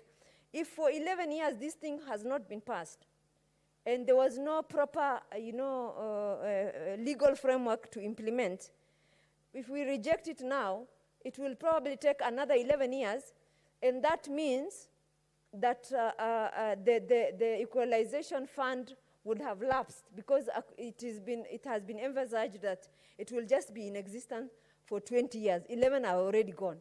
So, Madam Speaker, I support, and I wish to urge my fellow senators, please support us in passing this regulation. I thank you, Madam Speaker. Thank you, Senator. Honorable members, there's still a lot of interest on this. If I know you are allowed 20 minutes, if you can make it shorter, the better, so that we get all our members to make their comments or to make the debate. Senator Kajuang Moses Otieno, Homa Bay Senator. Thank you, Madam Speaker. I want to thank the Committee on Delegated Legislation that has kept us busy in the past few weeks by bringing reports in a timely manner. Madam Speaker, we are all aware that if the committee decides not to bring reports to the House, those regulations take effect automatically. And I want to congratulate Senator Faki for making sure that regulations do not take effect by default. Regulations take effect after consideration by the Senate. Allow me to start with the good, then go to the bad and the ugly of what we have before us. Madam Speaker, it's difficult to talk about these regulations without making reference to the marginalization policy, the second generation marginalization policy. If this marginalization policy would have come to this House following what we now know as a result of the long-drawn discussion on revenue allocation, and following what we now know on computation of formula for allocation of revenue, I am sure that it would have been scrutinized much further. Madam Speaker, the marginalization policy, the second generation, did not just have prose on definitions of marginalization and new terms like deprivation index, but it also had a formula that will be used to allocate the resources to the areas that have been identified as marginalized. Mr. Speaker, the first generation policy, 14 counties were listed as beneficiaries. In the second generation policy, 34 counties are going to benefit from the funds that shall be appropriated as Equalization Fund. And Mr. Speaker, I'm happy that in the first generation policy of those 14 counties, Bay County was not a beneficiary. And in the second generation policy of the 34 counties, Bay County has got about 20 locations that are going to benefit from these funds. So in Suba North, for example, the people of Kayanja, who have been marginalized for a long time, the people of Usao, the people of Soklo in Mfangano, are going to get some money that will be specifically directed towards provision of water, doing roads, and bringing electricity and health facilities in those areas. When I look at areas like Ndiwa constituency, Mr. Speaker, I see the people of Kabwoch North, the Lokonyango location, are going to get access to this money. In Kanyamua, the people of Kwamo and Kwandiku location are going to get this money. Further afield, you go to Kisumu, where the distinguished Senator Nyamunga comes from. The people of Nyando, Wanganga and Anyuro, Nyangore and Obumba locations are going to get money. And that's why I like the second generation policy on marginalization, because it has expanded the scope and ensured that those pockets of marginalization that exist across the country are addressed, rather than looking at the country, the entire country, as either black or white. Because the first policy took the northern part of Kenya, and particularly pastoralist counties, and tagged them as marginalized, and yet there are pockets of marginalization everywhere. The people of Mfangano, the people of Remba, the people of Nyandiwa, the people of Kiwa, the people of Migingo, all these are people who feel marginalized and should have access to this fund. Mr. Speaker, I have seen some of the comments by key stakeholders who are consulted on these regulations.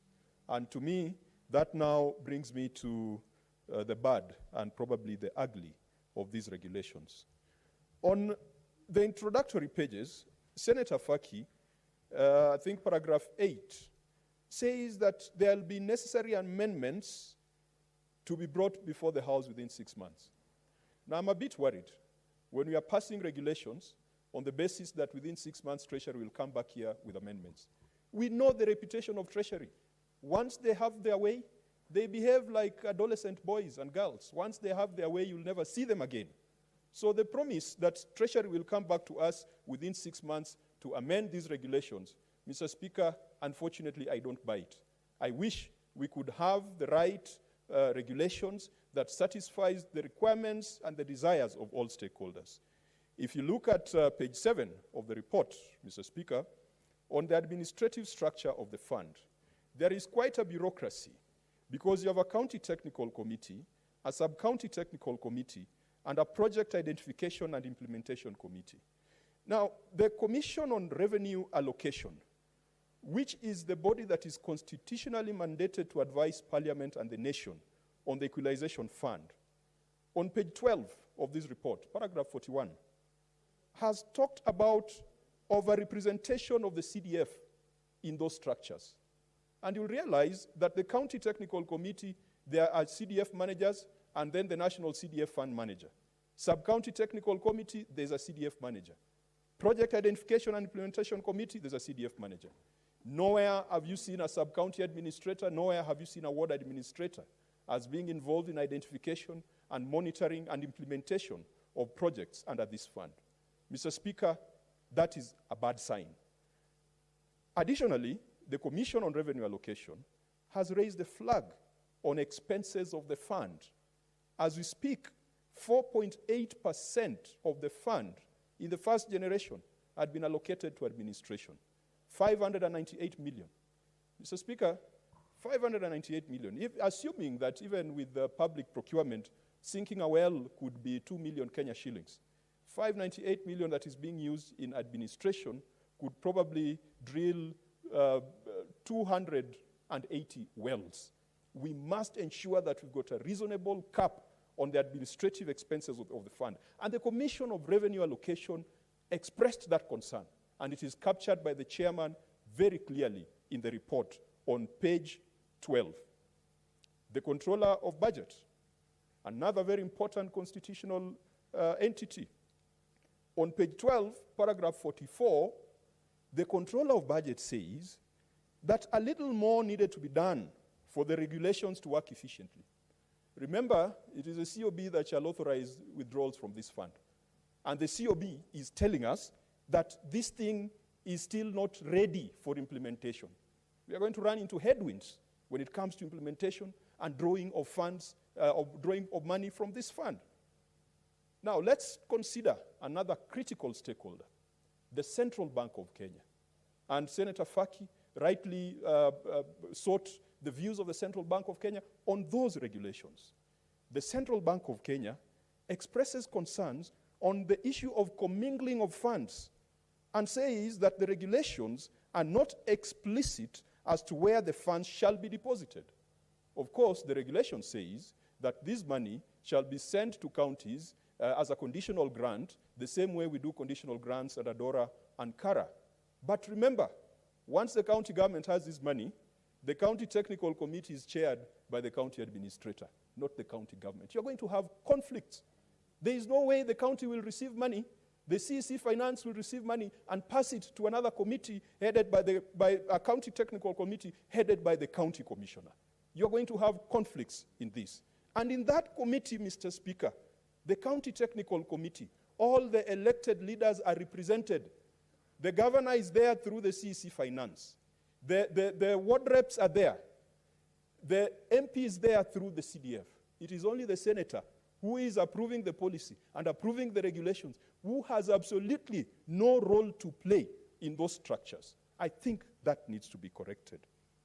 Let's look at another stakeholder, the Council of Governors, COG, page 11, paragraph 38.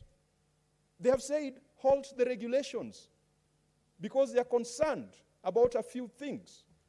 Mr. Speaker, if the Commission on Revenue Allocation, the Controller of Budgets, the Central Bank of Kenya, the Council of Governors have told us that there's something wrong that needs to be looked at before these regulations should come into force, I think we should listen to them. Treasury itself has admitted that there could be some imperfections which will be corrected in 6 months. Why the rush? Why can't we get the right regulations? And Mr. Speaker, we are not opposing or debating the policy. The policy is already adopted by the House. And as I started with my debate, I said I'm happy that the policy has expanded the scope, has expanded from 14 counties to 34 counties. And as a result, my people are beneficiaries. Mr. Speaker, you go to places like Suba South. You've got little islands, an island called Kiwa, which no one ever goes to. In fact, politicians visit it once in 5 years just to get their votes and to disappear. And as a result of that second generation policy, you go to Suba South, the people of Malongo, Kitawa, Uterere, Nyamrisra, Rangwa, and all those areas, you know, they don't even sound like areas that are in Luo land because they've been neglected for long. I am happy with the second policy. And I think what members should be concerned about, and probably that could be where Senator Sakaja was landing into trouble, is that this debate is not about the policy. The policy has already been adopted, and the policy is cast in stone. What I would urge the House to consider would be those views by the critical stakeholders, the CBK, the COB, the CRA, and the COG. Mr. Speaker, page 6 of this report has the composition of Equalization Fund Advisory Board. And the Senate has a nominee, and the National Assembly has a nominee. But the problem I have, Mr. Speaker, is that the National Assembly has cast it in stone that the National Assembly nominee shall be a pastoralist. We are still looking at Equalization Fund as a carrot for pastoralists. We are still looking at pastoralists as people who do not belong to this country, such that we must extend certain favors, and yet they pay taxes, and yet the wealth, when it comes to wealth, Mr. Speaker, you find a pastoralist having 50 heads of camels. That person is richer than somebody else who's purporting to be hawking in the middle of Nairobi or who's sitting with his PhDs in Kisumu. Mr. Speaker, it is dangerous for us to do a regulation and say that the nominee of this National Assembly must be a pastoralist. Now, if this fund is going to apply in places like, as I said, Soklo in Mfangano, should we then demand a fisherman because the people of Soklo in Mfangano are fishermen? I think that's a very, very dangerous matter. That is something that can be informed by the procedures that we adopt as Parliament. But it is not something that should be cast in stone. I'm glad that the Senate has left it open, and the Senate has said it shall have one nominee. But it is dangerous for us to restrict the National Assembly nominee to be a pastoralist. Mr. Speaker, the sunset clause that is talked about in the Constitution, definitely this Parliament must move to extend the tenure of the Equalization Fund, because a lot of time has been lost, and these locations, these marginalized areas, ought to have benefited from that money, because that money is not a favor. It is a constitutional entitlement to those people who have been left behind when other parts of the country were leapfrogging in terms of development. The High Court had initially pronounced itself on the matter and said that disbursement of the money should be through counties. And if disbursement of this money should be through counties, Mr. Speaker, it should then follow that management should be through counties. I've already elaborated my concerns about the County Technical Committee that is chaired by the County Commissioner. And Mr. Speaker, we are not talking small amounts of money here. They are not as small as the monies that go to county as RMLF. We are talking hundreds of millions of shillings. We cannot have a situation where the county governor receives the money only to cede it to the county commissioner, and county commissioners sitting with CDF chairs and CDF members. In fact, Mr. Speaker, I do not see why you should still bring in the aspect of CDF chairs and secretaries and members into the Equalization Fund. Because the Equalization Fund is separate from the National Government Development Fund and the National Government Affirmative Action Fund.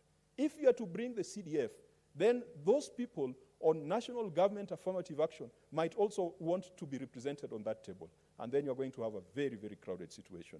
Mr. Speaker, I feel that these regulations, even though urgent, could benefit from some short moment of reflection. I do not trust the executive and treasury to come back to this house within 6 months. And I trust the concerns raised by the CRA, by the COB, by the CBK, by the COG, and a few members on this floor, that we still need to do a little bit more. Mr. Speaker, this Equalization Fund should be made to work in a manner that does not bring other bottlenecks, that does not prompt someone to go to court to seek annulment of regulations. We all agree on the policy, and I think it's a wonderful policy. This regulation is just an instrument for making sure that that policy is implemented.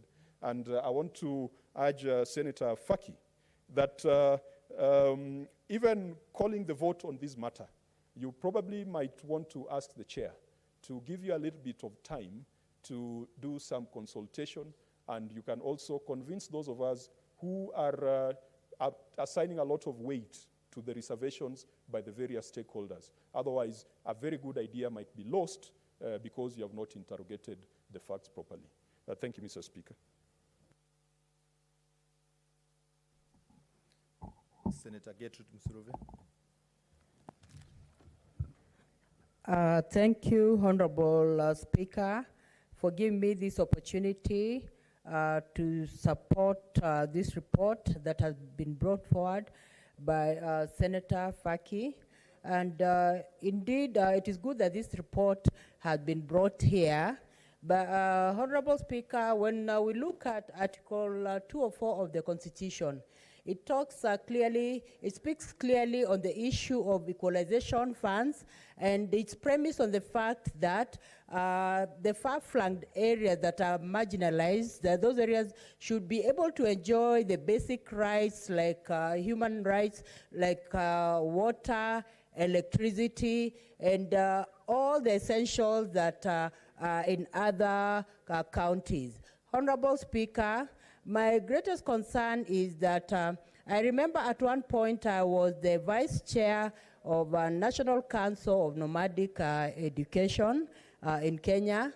And the time I was serving on that board, issues came up that there are no schools in Northeastern, the children are learning under a tree and all that. And there were sorrow pictures that we were actually seeing. But my question is, from the time this money has started being disbursed, are there indicators of success in those areas? Because you'll still see that in some of those areas, there are still children learning under a tree, there is no water at all. So if monies are disbursed each and every year, if in case the monies are being disbursed, what are the indicators of success? Because you cannot say that you want an area to be equal like others, and when money is taken there, you don't see any indicators of success. Because when we come also on the floor of this house and say there are no schools, there is no water, children are learning under a tree, can we also have indicators that during this equalization fund, since it started going to the marginalized areas, these are the rates of success? Because, Honorable Speaker, I want to believe that there is also lack of transparency in the manner in which these funds are being used. And I'm happy that this report speaks on ways of managing, the funds that are disbursed to those areas, because there's need also for an oversight, just to find out what exactly is happening in those areas. Because if 11 years have passed and money has been being disbursed there, so what exactly can we say as a house that those areas have achieved in terms of equalization fund? Because if those areas have not achieved anything, I'm sure when the 20 years are about to reach, then they'll want to add some more 20 years. But you see, this can be a very unfair, state of situation, because there's supposed to be, a move, as in we've moved from point A to point B, from point B to point C. So areas that are marginalized should come up with also a matrix of how the money has helped those areas in terms of schools, in terms of electricity, in terms of healthcare, in terms of the developments that are supposed to reach the ground, Honorable Speaker. Because when we look at Article 204, it is very clear that the Constitution is well-meaning, that all areas should have these basic necessities. And Honorable Speaker, I also want to say that it is not only these so-called marginalized areas that people do not have electricity, access to roads and all that. Even where I come from in Lugari, there are so many areas that do not have access to roads and all that. They are still marginalized. So this equalization fund should have also been allocated to such areas that are far-flung, so that when it comes to development, it reaches the common man everywhere. When it comes to issues of electricity reaches common man everywhere, because even in Lugari up to now, there are some areas that have no electricity at all. And there are some areas, Honorable Speaker, from the colonial times, there are no roads, accessible roads, Honorable Speaker. In fact, people are just living in sorrow states. And even when it comes to schools, there are even schools that are even still constructed out of mud, and then the floors are carpeted with cow dung. So, Honorable Speaker, when we are talking about marginalized areas, it is not just the marginalized areas that have been identified by people in offices, because the Constitution is very clear. It doesn't come out. It doesn't spell out the specific marginalized areas. It leaves it open so that all Kenyans can benefit from the Equalization Fund, Honorable Speaker. So even as this report is being interrogated, there's need to know that even there are Kenyans in the so-called, well-to-do counties who are also being marginalized. They're not able to enjoy the benefits and the services that every other common Kenyan is supposed to enjoy. And Honorable Speaker, there's need also to sanction,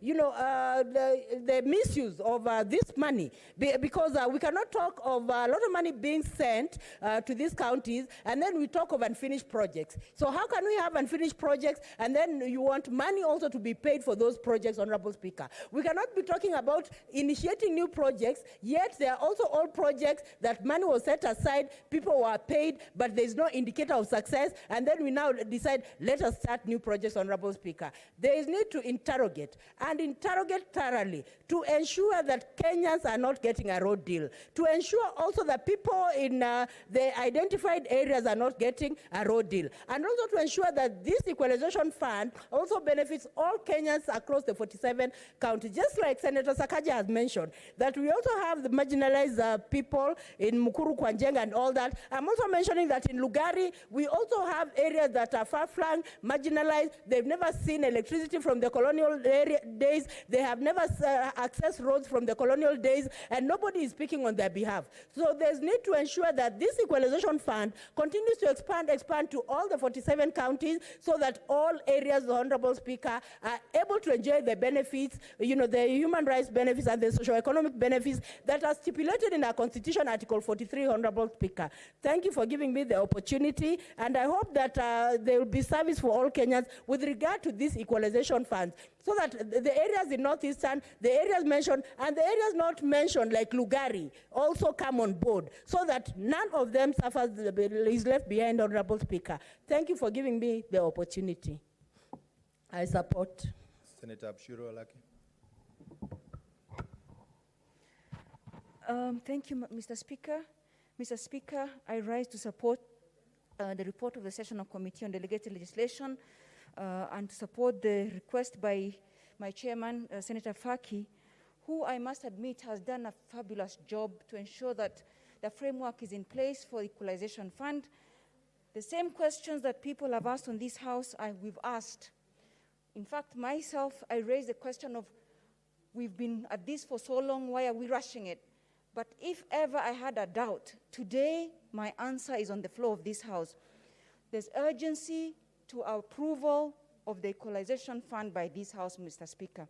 Mr. Speaker, 11 years is a long time to refine and look and interrogate and introspect and make sure that something that was meant to equalize certain areas, 11 years in the making is too long a time. So I'd like to congratulate my chairperson, Senator Faki, and the team, because every question, as I sat here and listened, had been actually dealt with at the committee level on behalf of the people of Kenya and on behalf of this House, Mr. Speaker. Mr. Speaker, there's been a lot of debate about the composition of what is supposed to be marginalized counties or marginalized areas. Mr. Speaker, from the initial 14 counties, we now have 34 counties. To expand it any further is to say, let all the 47 counties be marginalized counties. Yes, of course, our country's development measures have been wanting. Yes, of course, our employment and poverty and all these things. But there's a historical perspective and context to the issue of Equalization Fund, Mr. Speaker. Mr. Speaker, in fact, I think the whole idea around Equalization Fund was perceived and was mooted around the historical injustices that befell northern Kenya, to be very specific, and I don't make any apologies. It was because, while the rest of Kenya learned about lockdowns in the pandemic, northern Kenya from 1902 has been in lockdown through a colonial legislation that did not allow people from northern Kenya to access the rest of Kenya. I can go on and give specifics. That historical injustice is what our Constitution of Kenya 2010 tried to fix by ensuring that a definition of marginalization was introduced to under Article 2 of under articles of our institution, Mr. Speaker, our Constitution. Mr. Speaker, there are so many characteristics. I don't understand why we're even going back to what characterizes marginalization. In places that the initial 14 counties, for instance, there was poor income levels, remoteness, economic deprivation, poor health infrastructure, low levels of school enrollment, absence of tarmac road, even none at all, for example, in Wajir, which for the first time got the first tarmac under devolution, Mr. Speaker. Mr. Speaker, absence of tarmac roads, high mortality rates. Madam Speaker, Mr. Speaker, a few years ago, there was an international survey that went under the question, where is the most dangerous place to give birth for women on earth? And guess where the answer was? It was somewhere in northern Kenya, specifically Mandera County. Such is the issues that this is the issues that our constitution was trying to fix, Mr. Speaker. You know, we can try and please and apologize about everything, but the truth must be told on the floor of this House, Mr. Speaker, that Equalization Fund, inequalities in our country have an historical face, have a historical definition that must not be wished away. Mr. Speaker, I will just go to one. Mr. Speaker, I know at the floor of this House it has been said everybody is poor, people in Korokosho, and by the way, the people in where they sell animals, it's called what? The Kiamaiko, are our relatives, are my people. Yes, they are deprived. But in fact, what if our implementation of the Equalization Fund and our approval of implementation of Equalization Fund would bring equal opportunities at the grassroots, and perhaps this incessant and crazy urban migration that makes people come and camp on top of sewers is arrested by this? What if the urban migration that makes people in Kariobangi and the rest of it have flying toilets is actually arrested by this? There's a reason why people move from this rural poverty to urban poverty, Mr. Speaker. I am very familiar with the assessments that have been done many years and continue to be done in the humanitarian sector that have beyond reasonable doubt, have basis in science, that have actually determined that urban poverty is better because you have access to all these things. You have access at least to a tarmac road. You have access to energy, which we don't have in the places that are supposed to be the marginalized areas. We have no access even to the basic communication of 2G. No access to, and you live and inhabit a place where a woman giving birth has zero chances of survival, because in every direction is 200 meters to the nearest health facility if you're bleeding, Mr. Speaker. So let's not compare oranges to apples. Let's not say that because there are certain stakeholders that have raised concerns. Of course, there are stakeholders that are raising concerns about every aspect of our economic and resource allocation and distribution. There's stakeholders that have an issue with even devolution itself. There are people who have an issue with money going to the counties, Mr. Speaker. But we cannot purport to say that because central bank has issues or because the CRA has some issues, we should be suspended and arrested and paralyzed and not approve the Equalization Fund. Equalization Fund was an answer to a historical injustice of a magnitude that should not ever be existing in the 21st century in a country that is democratic and in a country that has a semblance of rights of its people. Madam Speaker, I was just looking at some of the things that the president, in 2015, the president even offered an apology for historical injustices that people of northern Kenya suffered. I could pull out what he said and how the promises were made to ensure that within the constraints and the provisions of our constitution, those inequalities will be rectified and will be fixed. Equalization Fund is one of those initiatives that are strategic, that are in direct response to historical injustices that have kept a lot of these countries outside and in the periphery of development, outside and in the periphery of gross human rights violations, Mr. Speaker. I do not think the idea that we should all suffer, we should all not get the money if not all of us are getting it, is really, really disturbing fact. I cannot imagine, and I really thank Senator Sakaja for supporting us during the revenue allocation and the formula discussions, But that does not mean now when other aspects of that very fixing of the historical problems that our counties have faced, therefore, the idea that we either get it or we all lose it is really, really disturbing. And we should get above that, Mr. Speaker. Mr. Speaker, the limited livelihood opportunities in some of these counties is very glaring. Whereas at an urban point in Nairobi can access the neighboring affluent areas for work, even if it's very menial work, that can access the industries in these places, that is not an option that's available to some of the people that live and inhabit in those areas, Mr. Speaker. Mr. Speaker, the promulgation of the new constitution was precisely to cure these things.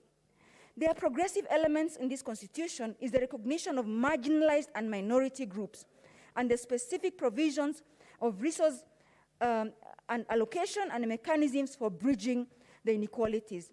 Mr. Speaker, Article 27 of the Bill of Rights, Article 56 on minorities are all very clear. I can't believe we're now going back to questioning the very constitution that took us 20 years to make, because all of these questions had been answered, and good or bad, below optimal or not, we have a good thing. The same way, whether or not this equalization fund is below optimal, there is no excuse for us to continue denying the fact that we must approve it and move on and learn from it, and perhaps then as this House, we have the mandate to oversight it. Why are we going to say we'll go with it? Because we do not want perfection to be the enemy of good. Because Equalization Fund, as it stands today, if released to the counties, and now it's very few counties are outside of that ambit anyway, will give us opportunity to learn what is working and what is not.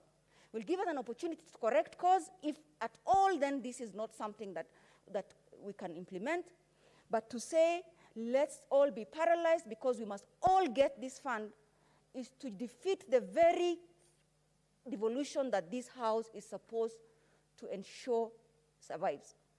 This House will be judged very harshly if every opportunity for devolution to be strengthened, if every opportunity for historical injustices to be fixed is defeated on the floor of this House.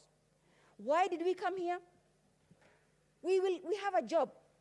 If the Equalization Fund passes today and it does not do as per the provisions of these regulations or as per the provisions of the Constitution, this House has the capacity, this House has the mandate to go and oversight it. This House has the mandate to ensure that the representation as per the Constitution and oversight is conducted. Mr. Speaker, I urge this House, let us not go down in history as having defeated any effort that our Constitution has provided, any channel, any bridge that our Constitution has provided to provide the marginalized communities and counties a bridge over which to equalize, a bridge over which to fix historical injustices. In 1902, a Kenyan from these marginalized parts of this country had to get a special pass to come to any parts of this country. Such was the periphery in which some of these counties lived. But acknowledging new facts, acknowledging new realities, of course those has been expanded. But to say 34 is too little, let all the 47, then why have a special fund if then it's all 47 of the counties? With those few remarks, Mr. Speaker, I would like to congratulate the committee and its chair for a work, a job well done, because the committee has asked all these questions. The committee has held the Treasury to account. The committee has made sure there's a clause and a time frame within which anything that we are not satisfied with is fixed. If then we say our hands are tied, is this House saying that we have no muscle to oversight? Is this House saying then that we cannot do our duty because of the fact that we cannot oversight the executive? So, Mr. Speaker, with those few remarks, I support and really urge this House, let's not go down in history as the House that decided to ensure that neo-inequalities, neo-marginalization, neo-discrimination took root and denied the people for which the Constitution of Kenya actually came into existence continue to remain in the periphery of development, of rights, and of any other socio-economic injustice that has been meted on them all the way from the colonial era to today, Mr. Speaker. I support and I hope that this House passes it. Senator Godana Hargura. 10 minutes. Thank you, Mr. Speaker. Mr. Speaker, these regulations and this report very clearly have been submitted in this House as required by law, and the Equalization Fund has been something which you have been expecting to improve the conditions or living conditions of the people in the marginalized areas. And it's very clear in law that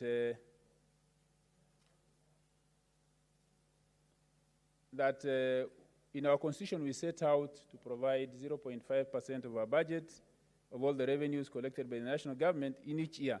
But has that been followed? Because from what we have been given is that by 2018-2019 financial year, there should have been about 29.4 billion shillings set aside, but only 21.7 billion shillings have been set aside, have been allocated.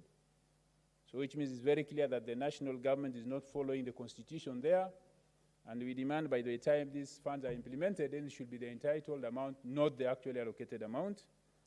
And the other one is the implementation. It's very clear we had the first generation formula which CRA did, and it came up with 14 counties. And the amount allocated of 12.4 billion has not been spent.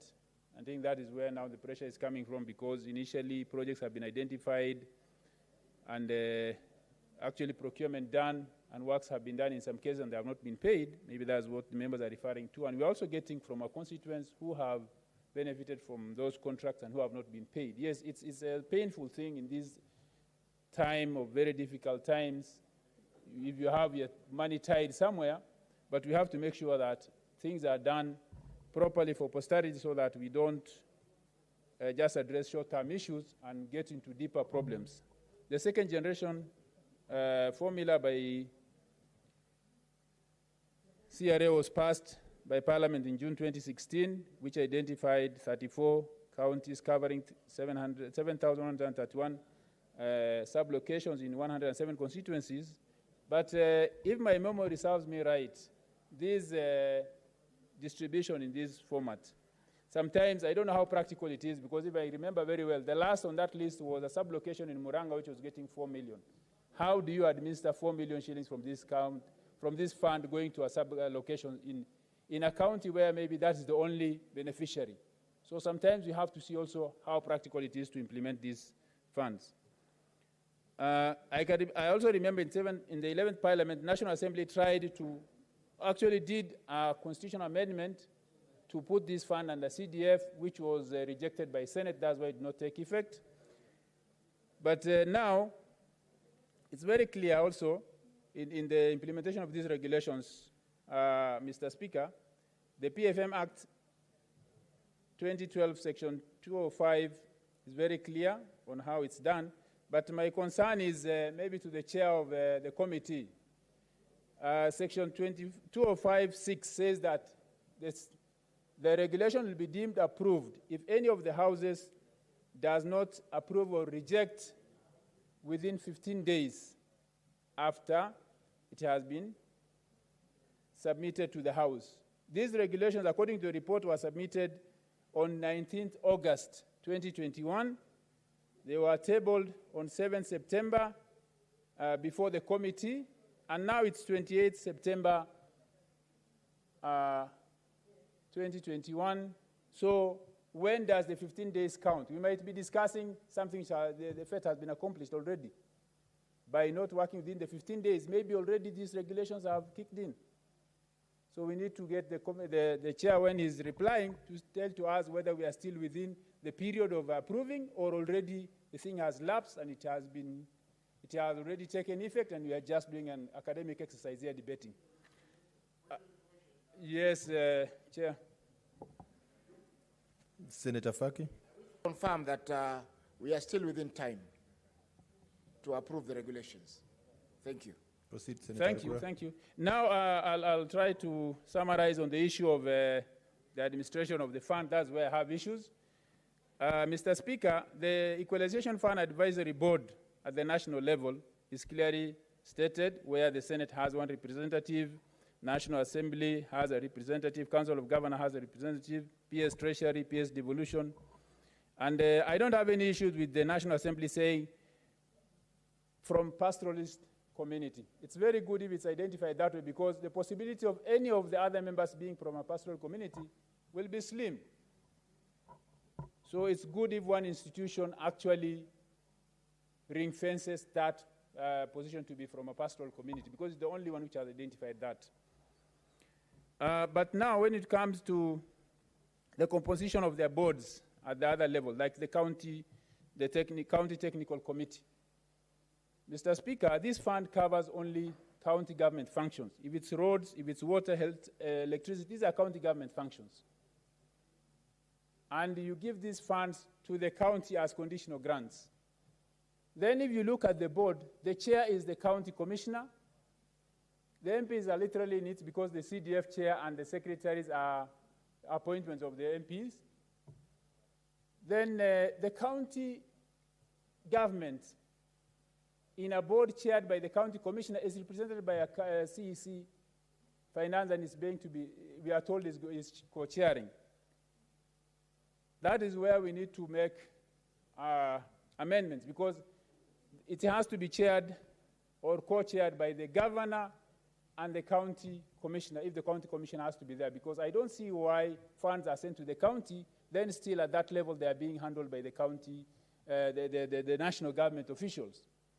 So it doesn't show anything like this fund has been sent to the county as a conditional grant, because everything is being headed by the county, the national government officials. Even at the sub-county level, it's the same thing. It's the sub-county commissioner with the CDF committee chair. There is no even a sub-county administrator at that level. So at that level, the composition and the implementation, because that's where the actual business is run by the national government. So where does the county government actually, which is given the fund, actually play its role? Because we are taking the national politics again to that level. And CDF, I don't see why CDF is in, because CDF only covers education and security. Equalization fund doesn't cover any of those functions. So where does the CDF come in? So we need to have amendments to the regulation so that the composition at that level is, it should be clearly the county government, maybe the national government represented by the administrators, but not the CDF, because CDF has nothing to do with these functions, with these funds. So, Mr. Speaker, I'd like to say that because of that interference at that level, we need to first make those amendments before we can give these funds the go-ahead, the regulations the go-ahead, because we are giving money to the county level, then it's being handled, it's being managed by the national government, then those funds will not perform the function they are performing, because I have problems with even the CDF there, because I have experience with the roads maintenance levy fund at the constituency level, where the CDF committee is actually running it, and the Kenya Rural Roads Authority is only the technical and the administrative staff, and everything is being done by the MP. So this is another way of still getting back the MPs into this equalization fund. So I know the chairman has said there will be room for amendments within 6 months. If that will be possible, then we can see how it can be adopted. But if that's not there, then we'll rather not start a thing which we cannot amend. Thank you, Mr. Speaker. I'll leave my comment at that, waiting for the assurance from the chair if that amendment will be assured so that we can support it. If not, then we cannot start a process which we cannot control at the end. Thank you. Senator Kindiki.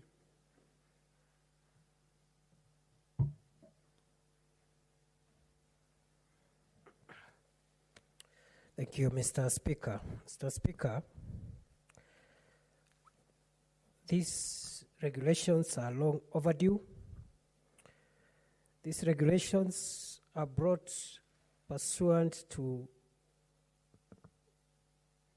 Section 204 205 of the Constitution, and they are before this House, or they were tabled, or they were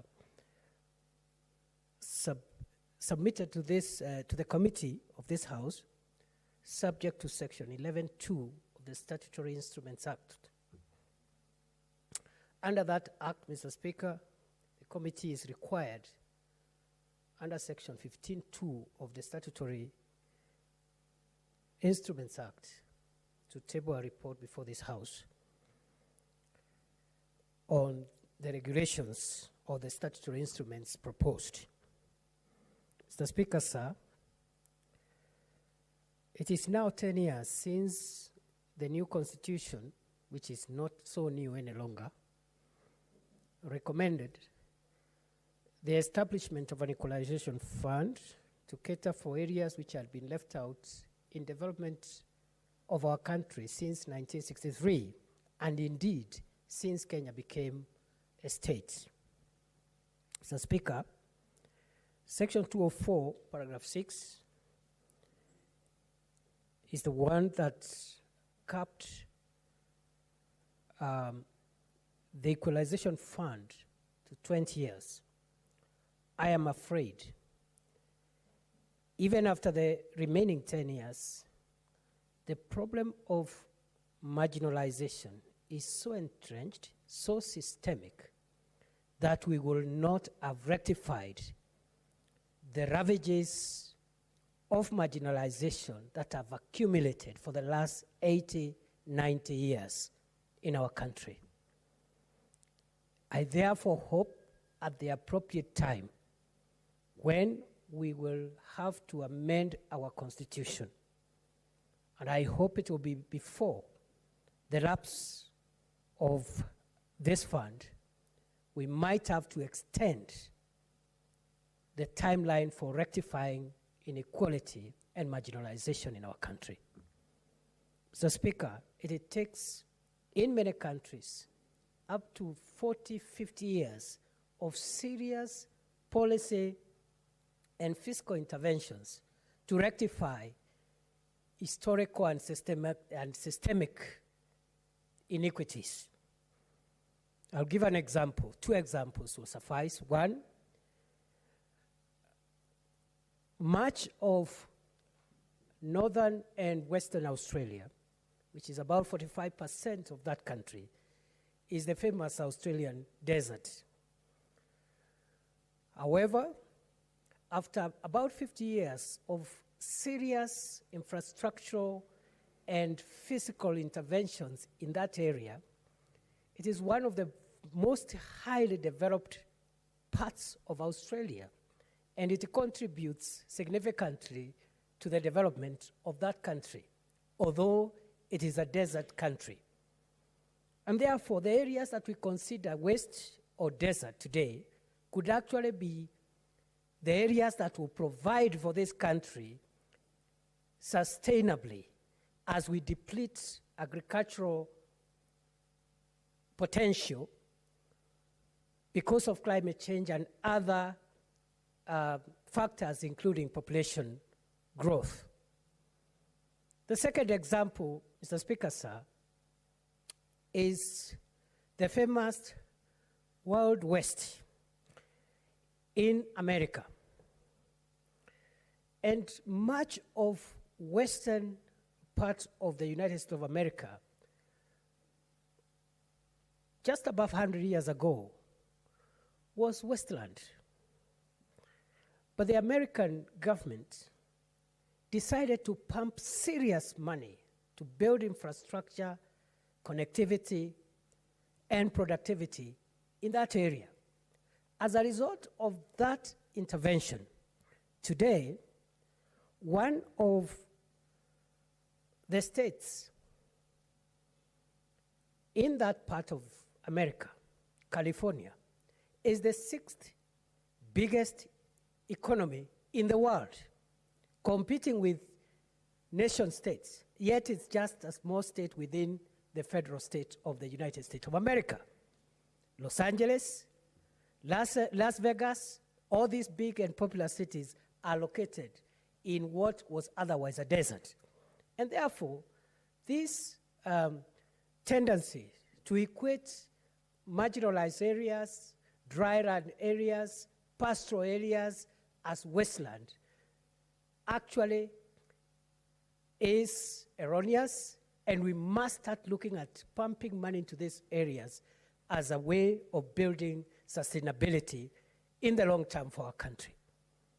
Mr. Speaker, the amounts we are speaking about here will not change this country. This is token peanuts. This is a waste of time. I dare say, if you want to turn around this country, you must focus serious amounts of money deliberately to build infrastructure and the productive sectors in these marginalized areas for a period not less than 30 years, and with amounts not less than 20 billion per county going directly into development projects. And therefore, sending small amounts of money to sublocations will only act as palliative care to a very, very serious and entrenched disease. And as you know, Mr. Speaker, painkillers only soothe the patient and reduce the pain, but they do not cure the disease. Mr. Speaker, sir, I dare say that it is good now we are going to have project identification and implementation committees as recommended by the CRA in its 2018 second marginalization policy. The role of county governments has also been highlighted or has been brought on board, which is positive. And the need also to deal with stalled projects. Some of the projects initiated using this fund have already stalled. And there is no need of even having new projects if the old ones have not been completed. Mr. Speaker, sir, initially there were 14 counties identified. Then the policy changed to areas within counties that are marginalized. And I see, while that is positive, because I believe there are counties which appear generally as well off, but inside there are pockets of marginalization. A good example is Kiambu here. There is an area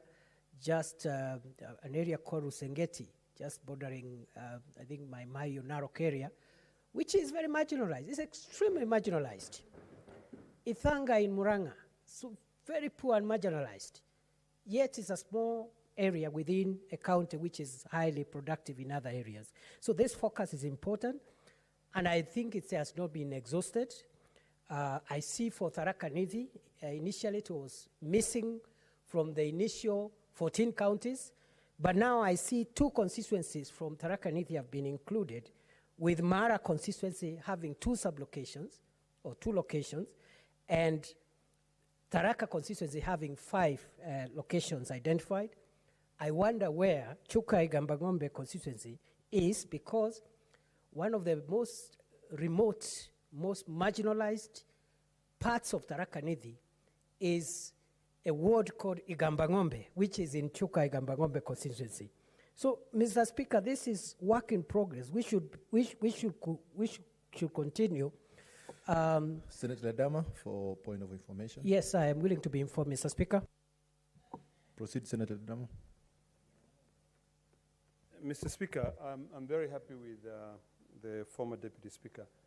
I think is what I wanted to inform the former Deputy Speaker is that you can sit down with the Commission of Revenue Allocation and identify these areas, because I frequently visit their office to be able to look at the parameters they use in identifying the areas which are marginalized. And I'm quite happy that you've noted the shift from counties to areas.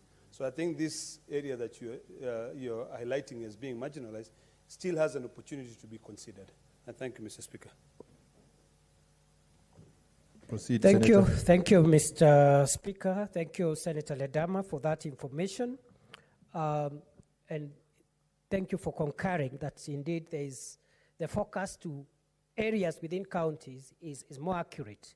Mr. Speaker, I'll just reiterate what I said earlier, that the amounts that are proposed are minimal and they will have zero effect, even if we do it for the next 50 years.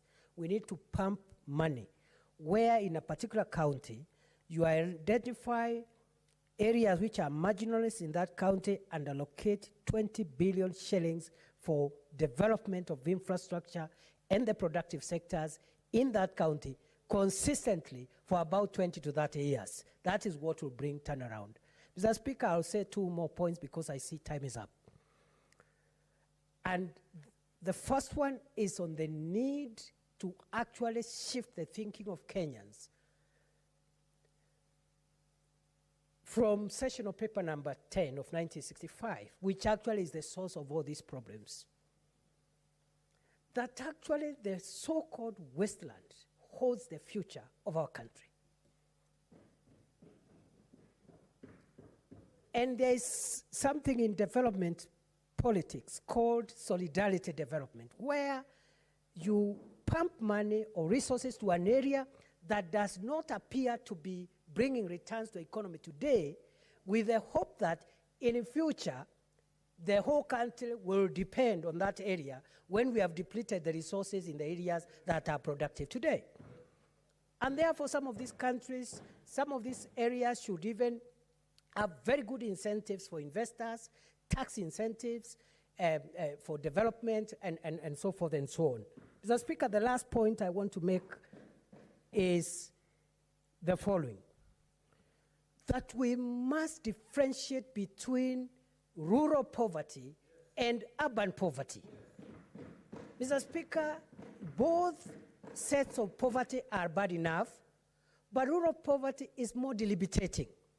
Because while an urban slum dweller could have electricity in their shack, the rural peasant has no power, has no water, has no hospital, and in any case, the nearest hospital in a rural constituency is 10 kilometers away. Thank you, Mr. Speaker. My time is up. Senator Professor Kindiki, your time is not up. We inform you that you have a balance of 8 minutes. Next, when this order appears on the order paper. Honorable Senators, it's now 6:30 p.m. Time to adjourn the House. The Senate therefore stands adjourned until Wednesday, 29 September 2021 at 2:30 p.m.